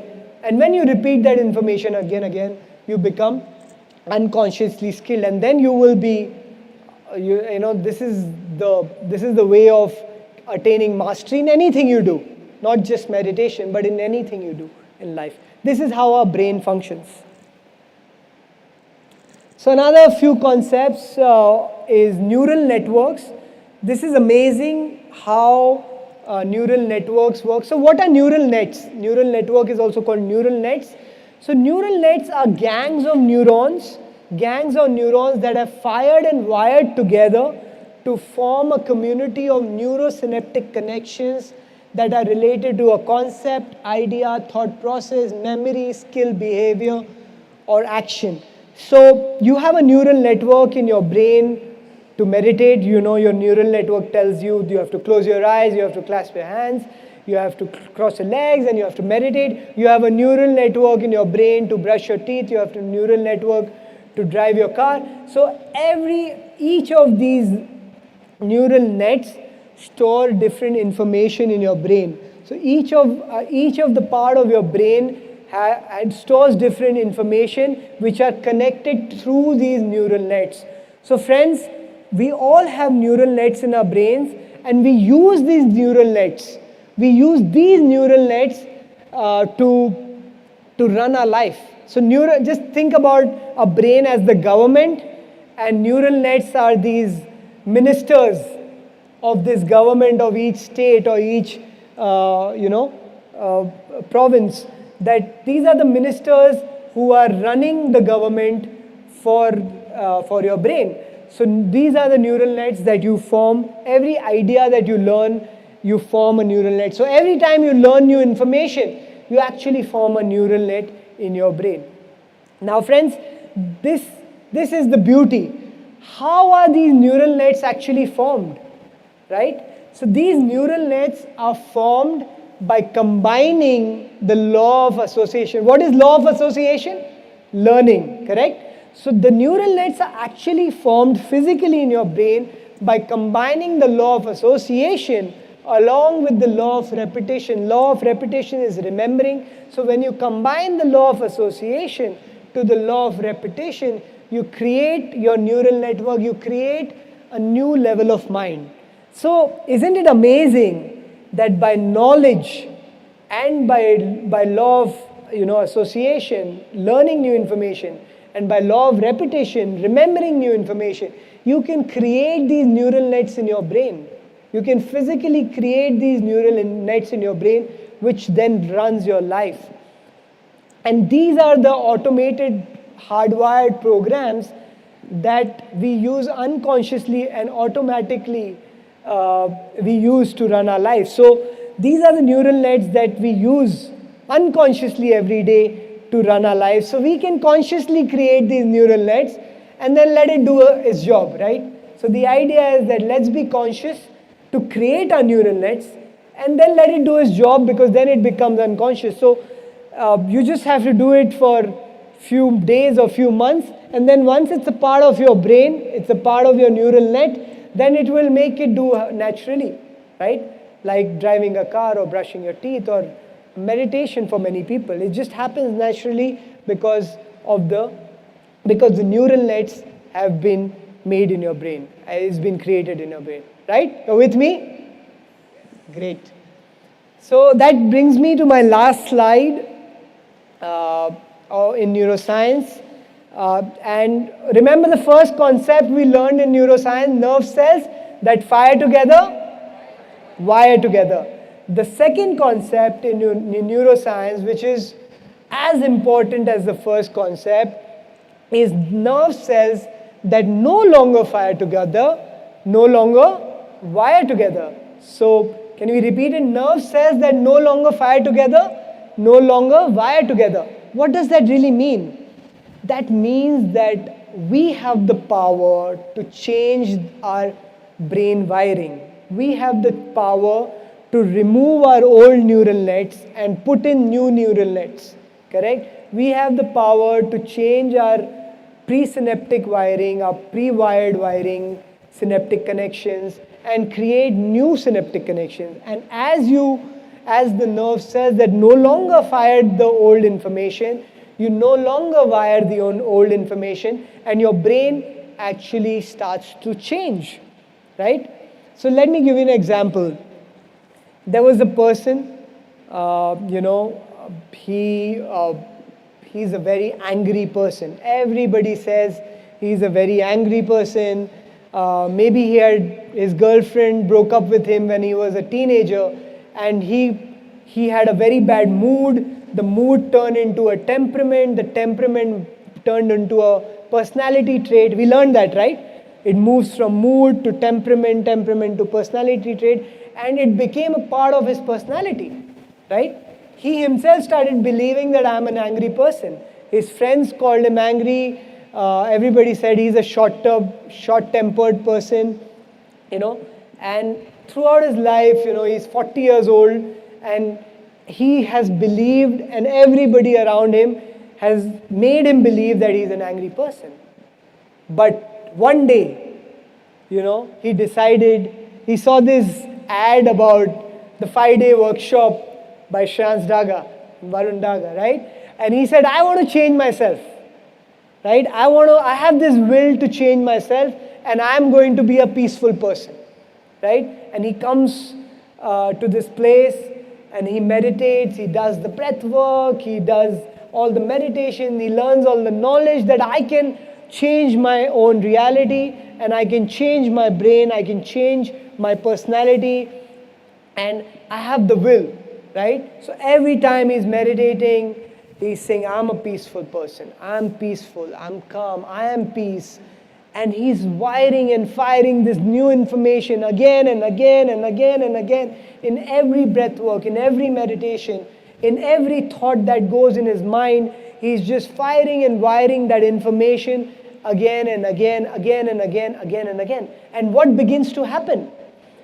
What literally begins to happen in his brain, that the neural network that is connected for him being an angry person begins to lose its connection, right? So the physical network which is there in his brain begins to lose its connection, and the neurotrophins the connection which is made by neurotrophins begin to lose its connection, and now he's firing and wiring the new information that he's a peaceful person. He's a peaceful person. So the neurotrophins that leave that angry person, he uses that neurotrophins, the chemical glue, to stick to his new identity, which is a peaceful person, right? So isn't it amazing that with his own intention and his own will, physically changed his wiring in his brain, and he's actually become a new person, right? So this is not some new age science, friends. It is called pruning in neuroscience. So you can prune your old connection by making new connection, because the neurotrophins which is stuck to your old identity loses its connection, and the same neurotrophins, the same chemical glue you use to create your new connection. So the next time his wife shouts at him, or the next time the stock market falls 1,000 points, he is not angry, right? He is still calm and peaceful. Why? Because the connection which is in his brain, there are a lot of people in this world who's like, yaar kuch bhi ho jata hai, tumko gussa hi nahi aata, right? How can you be so calm? Right? Like my bhabhi tells my brother, how can you be so calm?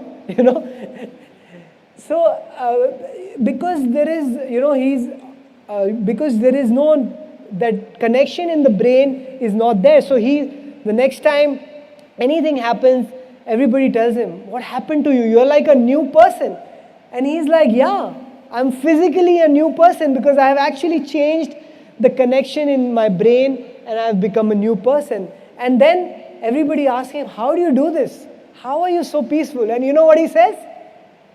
He says, maybe I was born peaceful. Correct? So he physically changed that wiring in his brain to become a peaceful person from an angry person. And you can change anything in your life, that is wired in your brain. You can always, your mind will always say, but you don't know what I went through in my life. You don't know what happened to me in my childhood. You don't know what I got abused, I got this, so these are all our conditioning. If you're in the now, in this moment, in this now, like Buddha says, isi shan moksha hai and isi shan mukti hai. In this moment, right? We can live in the memories of the past for the rest of our life, but we have the power to change it in the now. And the minute you are in the now and you start liberating energy, right? Every time you unmemorize an unblocked emotion, right? You start to liberate energy, right? Every time you unmemorize what happened to you in the past, that guy forgot that his girlfriend, he's blessing his girlfriend because he got a beautiful wife, right? So where that angry thing happened, now he's blessing that girlfriend that thank you for leaving me. And now he's not an angry person anymore. And because of that, now his life has changed and he can live in the present moment. So you can always tell yourself many things. Your mind will tell yourself many things. But you have the power to change it, right? And you have the power to forget everything that has happened with you, right? Look at Nelson Mandela. I mean, he's an ideal, right? Imagine 25, 26 years in prison, in one cell. And then he says that, no, I'm going to change my life. And he starts writing letters to the US government. And he keeps doing that again and again. And one day they start listening, they start reading, they start replying to him. And then when he comes out of the jail, everybody says, who's going to lead this country? And you know what he says? Maybe I can lead this country. And he becomes the prime minister of the country from being in jail, right? So the adversity in your life is nothing when you compare to that, right? We look at our adversity as like, oh, you don't know. But look at these great people. They've used that adversity to transform their life. So every time you go through suffering, you go through any adversity in your life, it is the window, it is the window to come back to the present moment. It is the window to change your life, right? So you have the power, my dear friends, and it's called pruning in neuroscience. Nerve cells that no longer fire together, no longer wire together. You can change your identity, and it's the universal law. If you don't use it, you lose it, right? If you don't use your pre-wired connection, you actually begin to lose those connections. And where is all this information getting stored? He knew that he was an angry person, but now he's a peaceful person, and that information about him being an angry person is actually stored as a seed in the soul. Now he knows that he can transform his life, but his soul knows that he used to be that person, but he's not that person anymore, right? So that he has the knowledge, he has the wisdom, is stored as wisdom in the soul, right? So you can change your personality, but all that information, all that change will be stored as wisdom in the soul. It will not be a part of your brain, because your brain will be completely changed. So thank you, friends. What I'll do is I will show you a video and end the session. So this video actually in real time will show you how our brain makes these connections, how we break these connections, how pruning happens, how neural networks are created, and how we have the power to change our mind. Yeah.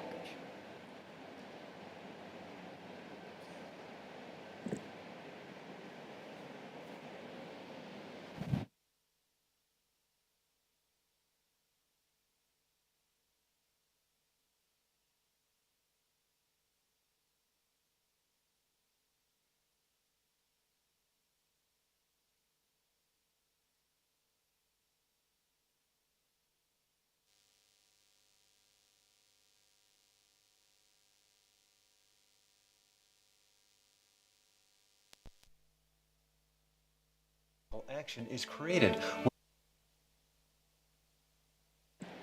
Yeah. You can break the habit of your old emotional and mental programming. Let me explain.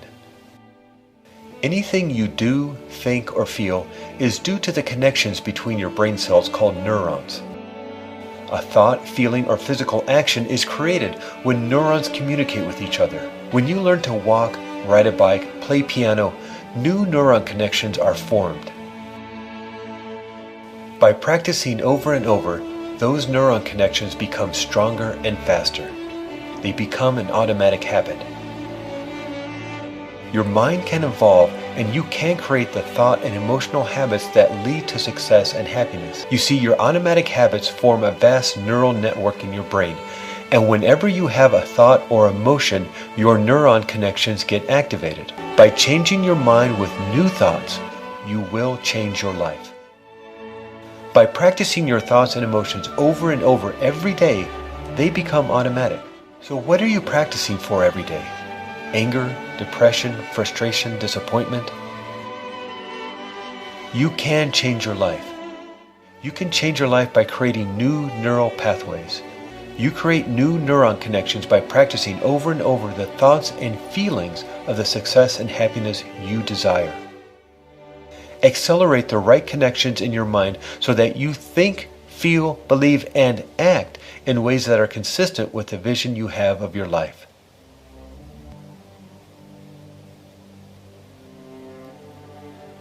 You can break old unhealthy habits and create new habits for success and happiness. By stopping your old unhealthy thinking and emotional patterns, those neuron connections grow weaker and disconnect. You can disconnect thinking and emotional patterns that may have been sabotaging your success and holding you back. You can break the habit of your old programming. Change your mind and you will change your life. You are well on your way to creating the masterpiece that is you. Isn't that amazing, friends? So change your mind and you can change your life. So how many of us believe in that now? Yeah?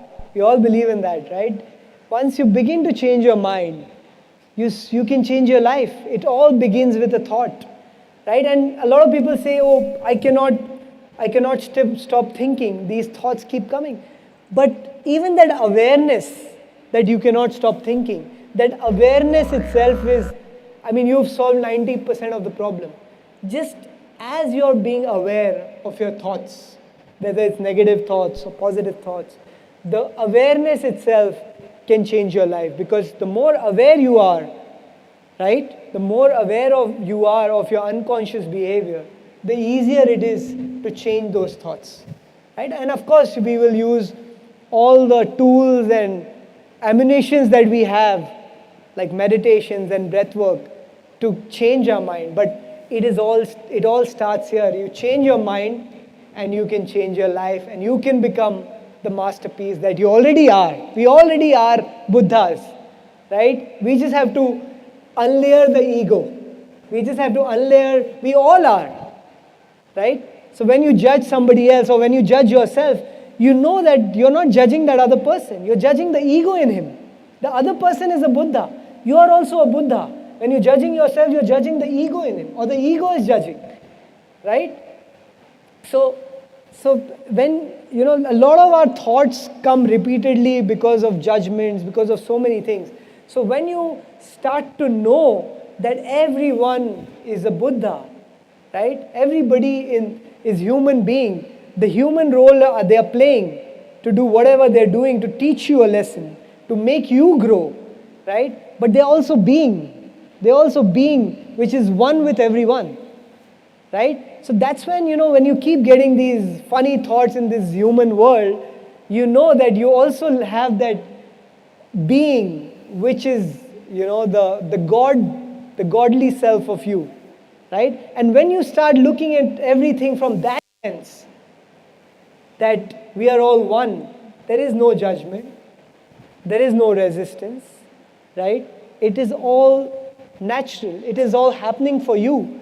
That's when you begin to change your mind. That's when your thoughts change, right? And once you change your mind, you change your life. So thank you, friends. Thank you so much. So what we'll do is, thank you. What we'll do is we'll take a tea break and then we'll take another session. And then after lunch, I'm going to again come back and talk about brain waves and chakras, and then we'll do the chakra meditation. Yeah? Great. So exciting day today. Yay! Let's go. So we'll take a quick break and come back in 15 minutes. Thank you.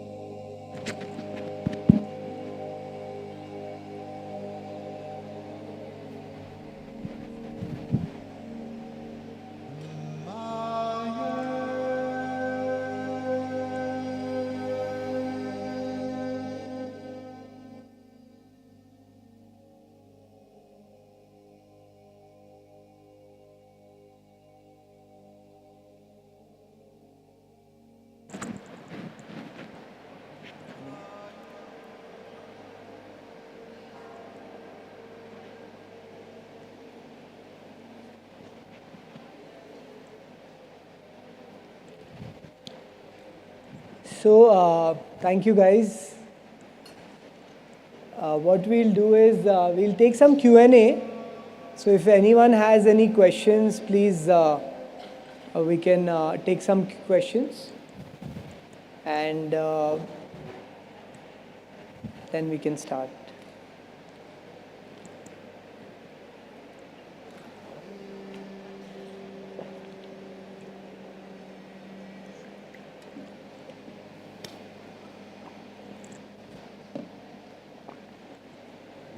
Keshav, mic.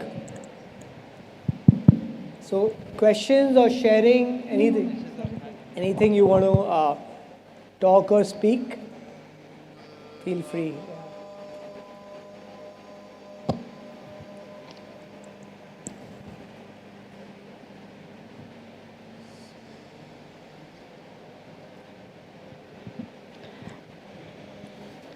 It's about law of association, how we learn. What's your name and where you from? I'm Ashwini from Mysore. Okay, great. It's about law of association, how we learn. Yeah.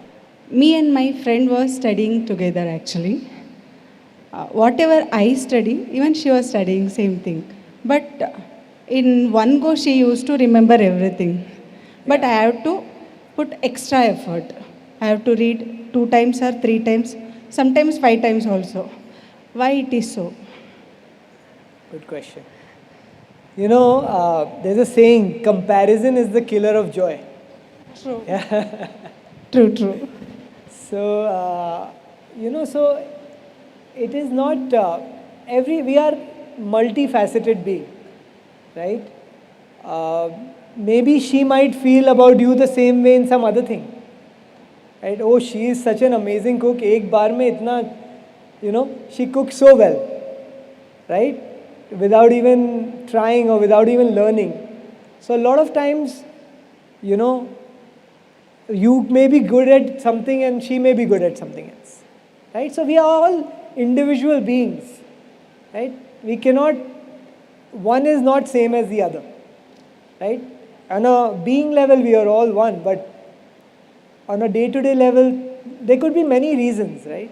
Maybe she was way more focused, she's practiced that, it could be many things, right? So, but I think it's a very, very relative and very, very important thing that comparison is the killer of joy, right? The more you're happy with yourself, you know, automatically it'll happen. You can take inspiration, right? One can be inspired from anybody. Like I have had friends like used to top the classes, right? And they were so quick, like they've topped their SAT scores, and with me I was never quick, right? I was never quick, like I couldn't do it very fast, but I had an analytical mind. Like if you gave me a problem and if you gave me a day to solve it, I could sit non-stop whole day to solve that problem. So that I had the focus, but he had the quickness, right? So each of us are different, right? We all have our own strengths and we have to recognize that, right? Thank you. Yeah. Can you hear me? Yeah. Is there any way that we can accelerate to the next level? Is it only focus, you mean to say? No. So, I mean, I was just giving you an example, but of course you can accelerate. You have the power to change your mind, right? Okay. You can, of course, accelerate to any level you want, right? So, it doesn't matter where you are today, but you have the power to change your mind and change your life. So, whether it is focus or whether it is learning in one go, you can tell your mind that I am, you know, I am able to grasp things in one go. And that can happen. You can train your mind. You can do activities and repeat that again and again that your mind gets trained. So it's not like this is how I am and I'm going to be like that forever. Okay. You have the power to change it. Sure. Thank you. Thank you. Hi, Varun. Here. Hi. Yeah, you talked about pruning, right? Does it apply only to the neocortex or even the cerebellum? Like, if you learn a skill or something, can you really unlearn that? Pruning can happen in the cerebellum also. Yes, it can. I mean, you know, of course, if it's in the cerebellum, it's harder. Like, I mean, we were just talking about somebody smoking in the break. Yes. And because, you know, he's been doing it for 25 years, it's just very, very hard. But of course, it can happen, right? It's easier when it's shorter term, but it's more difficult when it's longer term. But pruning happens from every part of your brain, right? If you don't use it, you lose it, right? So if this person, you know, he's come to this workshop thinking that I will not smoke, and he's not got his packets, and you know, the monkey mind he was saying that keeps playing these roles, but he's made up his will, right? He's not going to do it. So if he continues that over a long period of time, it will not be a part of your subconscious, right? An old person used to smoke, right? That memory system goes out of the neural nets which are related to that knowledge goes out of your system. Yeah. Just a follow-up question to this. Yesterday, Shreyas sir was telling that your body is your subconscious mind. Correct. So you are explaining it as only the cerebellum part. So could you tell how body can become the subconscious mind? Yeah, so, you know, for example, if you look at, you know, when you brush your teeth or when you're having a bath, have you had this experience after a bath, you're asking yourself, did I put soap or not? Anyone? Yes. It's happened with me many times. So your body becomes your mind. Okay. Right? So in that you're running everything by your body, that your mind doesn't even know that you're doing it. Yeah. Right? So it becomes a part of you. It becomes who you are because you've done it so many times. So it becomes an automated program. So it's controlled by the subconscious mind and... It's controlled by your body gets controlled by the subconscious mind. Okay, got it. Right? Thanks.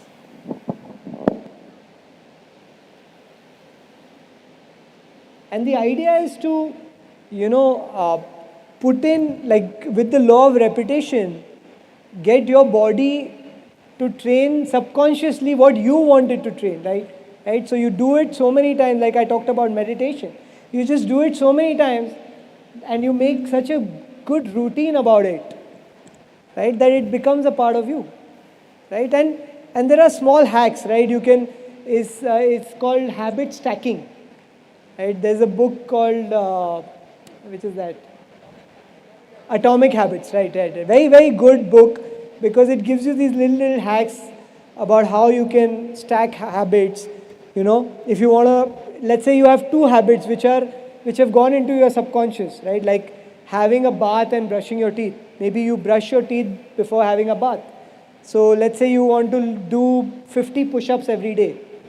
So you stack that habit between that. So before I have a bath, I'll do 50, or let's say start with 10 push-ups, right? Just stack that habit in the middle, and then that becomes a part of you, right? Like my brother does some 100 push-ups before he has a bath. Like it just becomes a part of your habit, and then it's easy to just repeat that over and over again, right? Many times, like somebody was asking, I want to lose weight, and I just cannot have the determination to do it. I know that I have to do it, but I said, okay, just do one thing. Why don't you pick up a time every day and just wear your shoes and sit? You know, wear your sports clothes or walking clothes and wear your shoes every day and sit. That much you can do. You don't need determination to just wear your sports shoes, right? So the body will start saying, yaar, what nonsense, every day I'm wearing my shoes and sitting. Let me go for a walk for 10 minutes, or then let me go for a run. So these are small wins. You know, if you can get a small win, then you can make big wins. You can make big leaps, but it starts with small. You know, if you say ki I'm going to meditate for 5 hours at one go, you won't have the determination. But say, okay, chalo, I'll start with 15 minutes. Then I'll do 20. But because I'll repeat it again and again every day, if that person is just wearing his shoes every day, I can challenge you after, 2 months, that person will be walking 5 kilometers every day, right?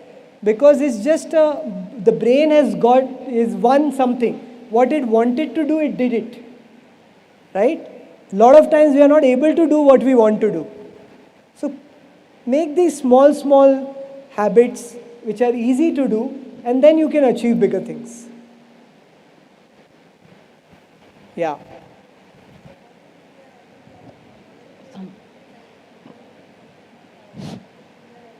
Just 1 second.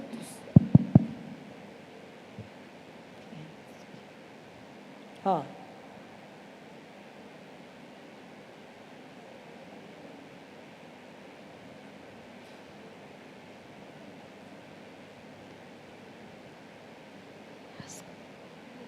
Okay. Sir, there is a problem which is faced by many of the working professionals. Like they have some departmental exams or something like that. So in the routine job, we forgot to, we break our habit of studying, and then suddenly we have to study. Uh, Suppose 1 month after we have exam, and now suddenly for temporary we need to study, make a habit of studying and complete the course by 1 month because we don't have the time. So Yeah. how to do that? I mean, you will know best, but I think one can start earlier if they have to, or just have the determination that I have to do it. Determination is there. Yeah, so Consistency and health no, conditions. there are a lot of people who are, I mean, see, like I gave you the example of Nelson Mandela, right? In the adversity also, you just had the determination and doing it, right? So there could be many situations in our life, but once you change your mind and tell yourself that it doesn't matter where I am, I could have 100 reasons, right? It could be your professional job, it could be your family, it could be a health condition, it could be 100 things. We all have many excuses to give ourselves, right? But we also have to know that we have the power to do anything that we want, right? And once we have that determination, and once you keep doing that thing again and again, then it becomes a part of you, right? Then it becomes easy for you. So like you said, that wearing the shoes and just sitting there. I also open my book and sit. But after 2 pages, my stamina vanished. Yeah, so maybe 2 pages first day, then sit again, 3 pages, 4 pages, slowly you will get there. Right? You've watched that movie, 12th Fail? Yeah? So you restart, you keep doing it again and again till you get there, right? So it's about that. Yeah? Great. I'll now invite Sir, Shreyans to. Can I ask one question, sir? Sure. Here I am, sir. Just Yeah. yeah. I just what I've understood is the emotions are stored in our body, like anger, grief, frustration, any joy, all Yeah. these emotions. Yeah. So where exactly are they stored, and how does neural pathways help us to get rid of them? Great question. So I will cover that in brainwaves and chakras. How chakras, in different parts of our body, have different emotions that are stored, and how they impact our life. Whether a lot of these negative emotions, fear-based emotions, or many emotions, Many emotions. right? Get stored in different parts of body. So we'll cover that after lunch. Sure. Yeah. Thanks. Okay, thank you. Thank you, friends. Thank you so much. I'll invite Shans to.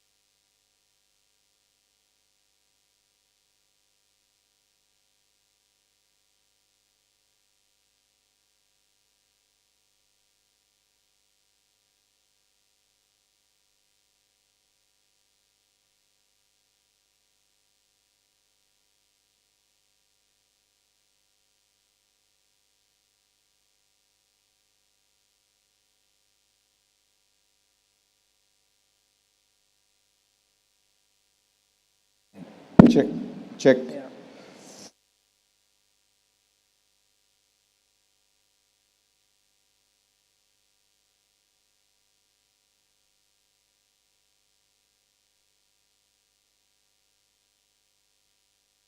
Another remote?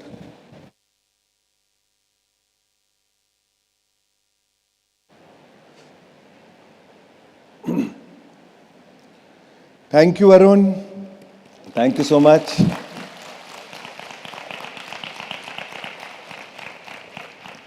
By the way, I actually don't use soap. Huh? I've caught him many times.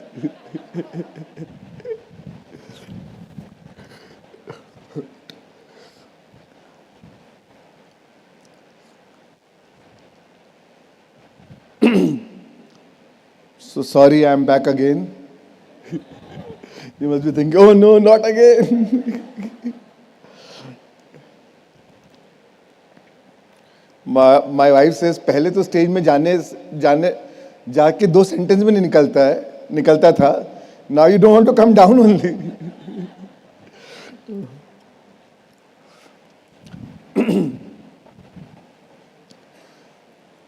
So now we'll go through some quantum experiments.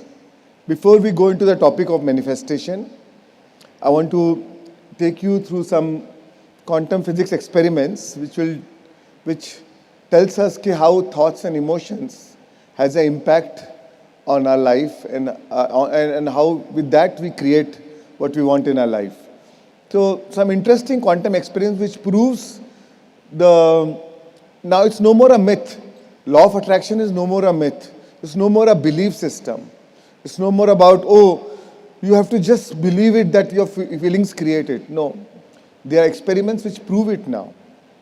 And I'm going to share with you a few experiments which demonstrate this. And then we'll go into the manifestation part, 5 steps of manifestation.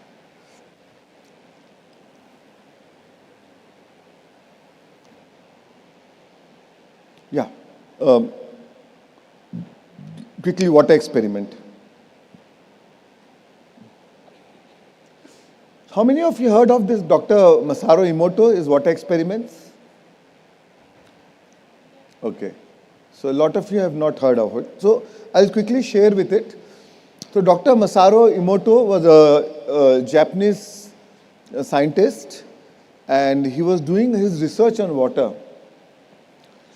So what he did is water drops of water he stored in cryogenic chamber, froze it, and he saw it under the microscope.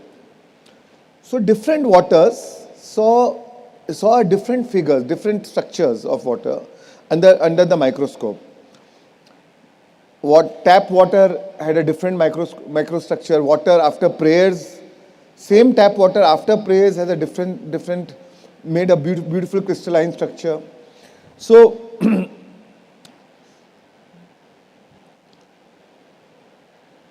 next.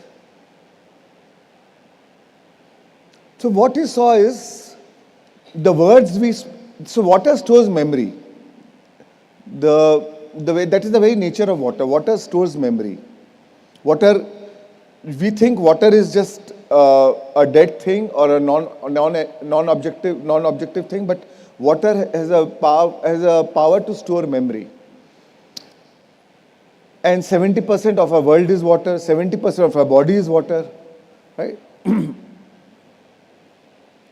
So he did his experiments when he said thank you to water. The same water, when he said thank you, it formed this structure. You can see in the top. Wisdom, truth, eternal, angel, I love you, peace. When he said, you fool, to water. Now it could be both. He experimented both, even by putting labels on the water or a group of 4 people saying, you fool, you fool, you fool to the water.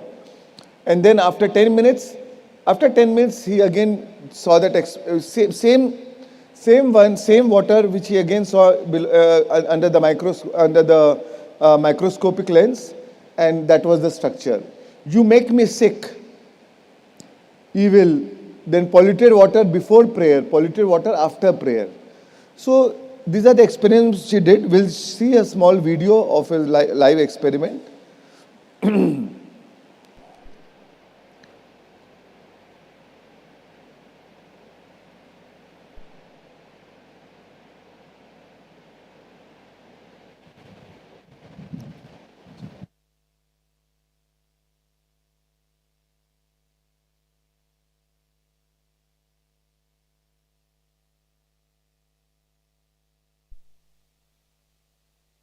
On water samples which are subjected to various forms of outside influence. The impressions made upon the water are recorded by swiftly freezing.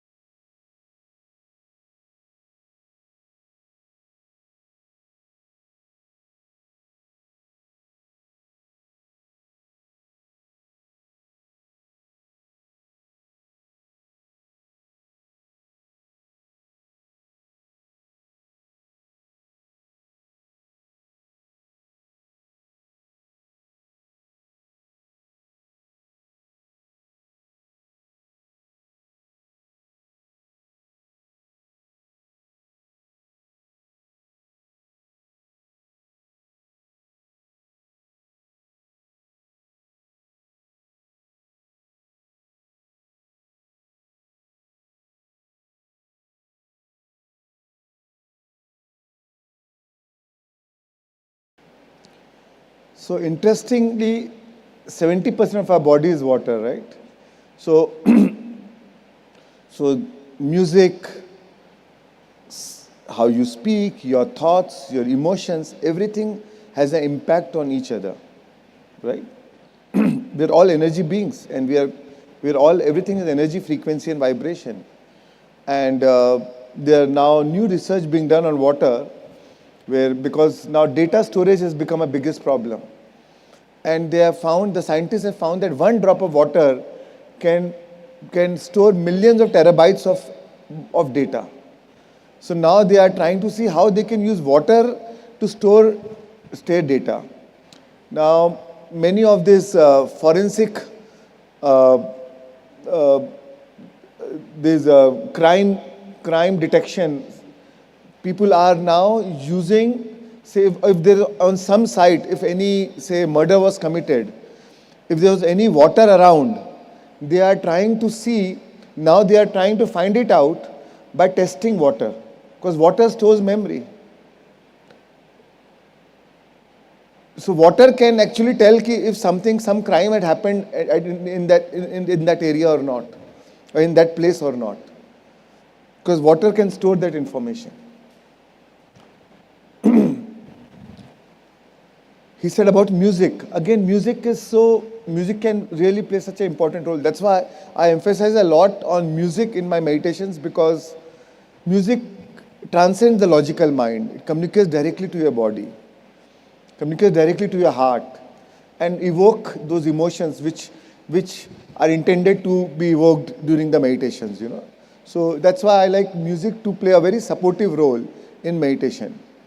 And different hertz of music has different frequencies. So during that meditation, what music is needed to evoke that frequency? So according to that hertz of music is being played, so that it helps,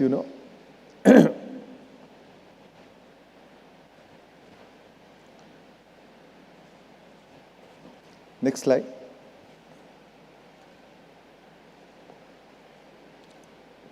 No, go back. Yeah. So this shows that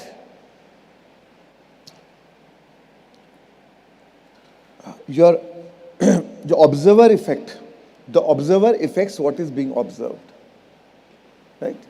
Same water or same rice,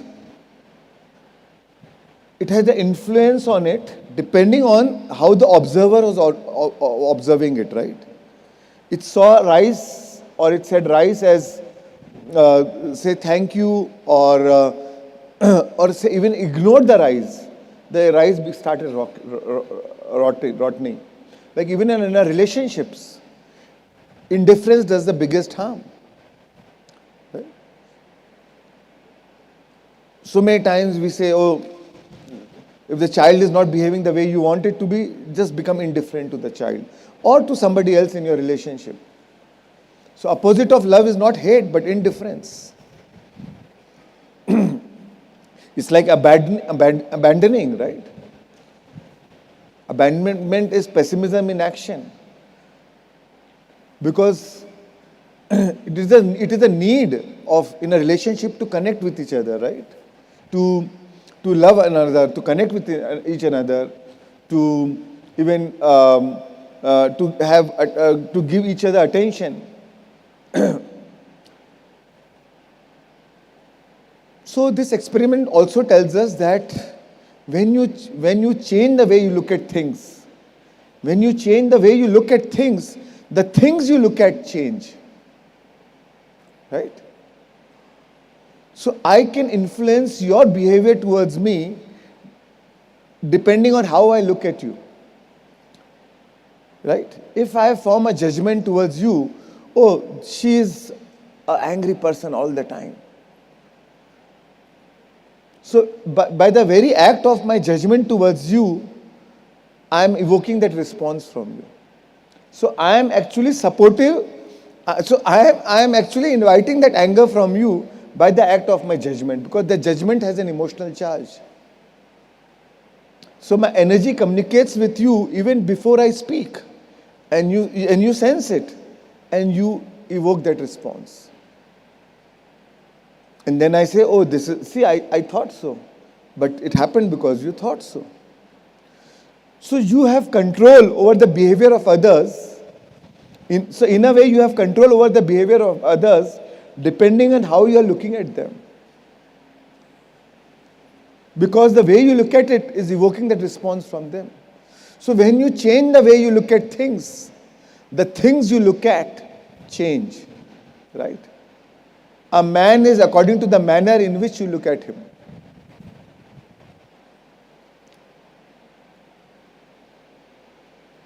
If you look at your child thinking, oh, he's never good enough, he's not good enough, good enough. The child will become like that, that he start feeling that I'm not good enough.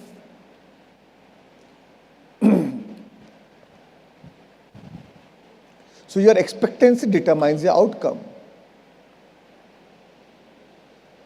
So it is very important how your observing power, the observer affects what is being observed. Right? So your intention has an influence on how you are looking at it. Your thought has an influence on somebody. Your emotions has an influence on somebody. Yad bhavam tad bhavti. As you feel about, that is what you manifest. Right? Yatha drishti tatha srishti. The world will be according to the way you look at it. Yatha drishti tatha srishti.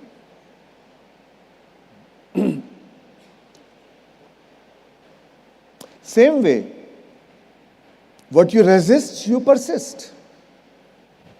If you resist something, your resistance has a negative emotional charge. When you resist something, then you actually give more energy to that by your resistance. You say you don't want it, I hate it. But by saying I hate it, or by feeling I hate it, your emotional charge, because that carries, that response carries such a strong emotional charge. So now you'll attract more of that into your life. Right?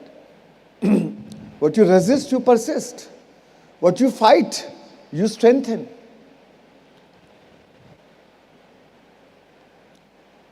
That's why hatred against violence can never bring peace. Love for peace can bring peace.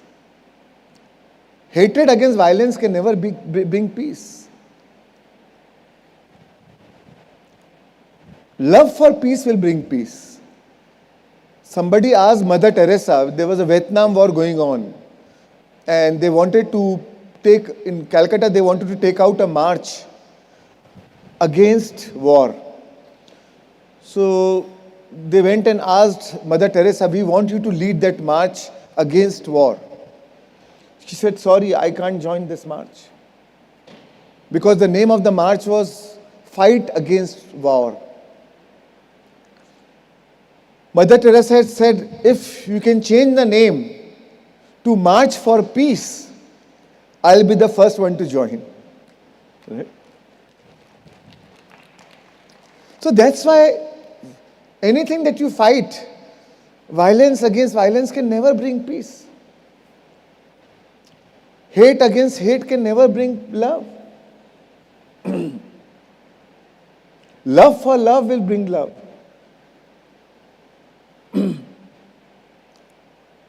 So that means your subjective mind, the subjective mind has an impact on the objective world.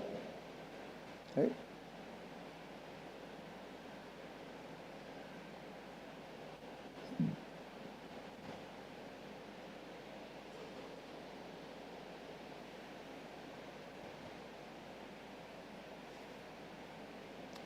So, as Nikola Tesla said, right, if you want to find the secrets of the universe, think in terms of energy, frequency, and vibration.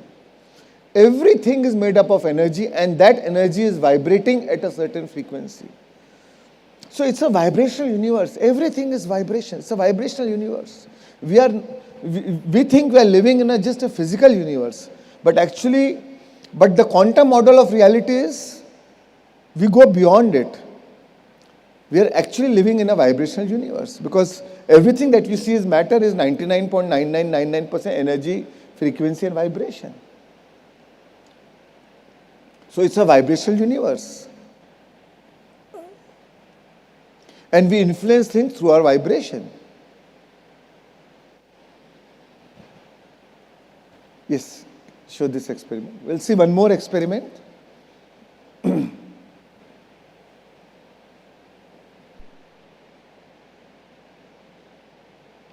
This is whom you see here is Greg Braden, again very popular spiritual scientist, and he's also archaeologist, and he's written many books on quantum, also a quantum physicist.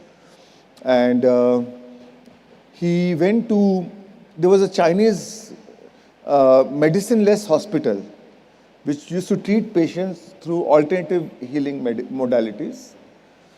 And and they told that they've been even treating cancer. So he got intrigued about it. And I'm showing one live video of live prayer, which is being captured, and how these healers are healing a cancer patient. The tumor is being healed live. It is being captured in the camera. So I'll show it to you. Yeah. Discussion regarding this base prayer, this lost mode of prayer.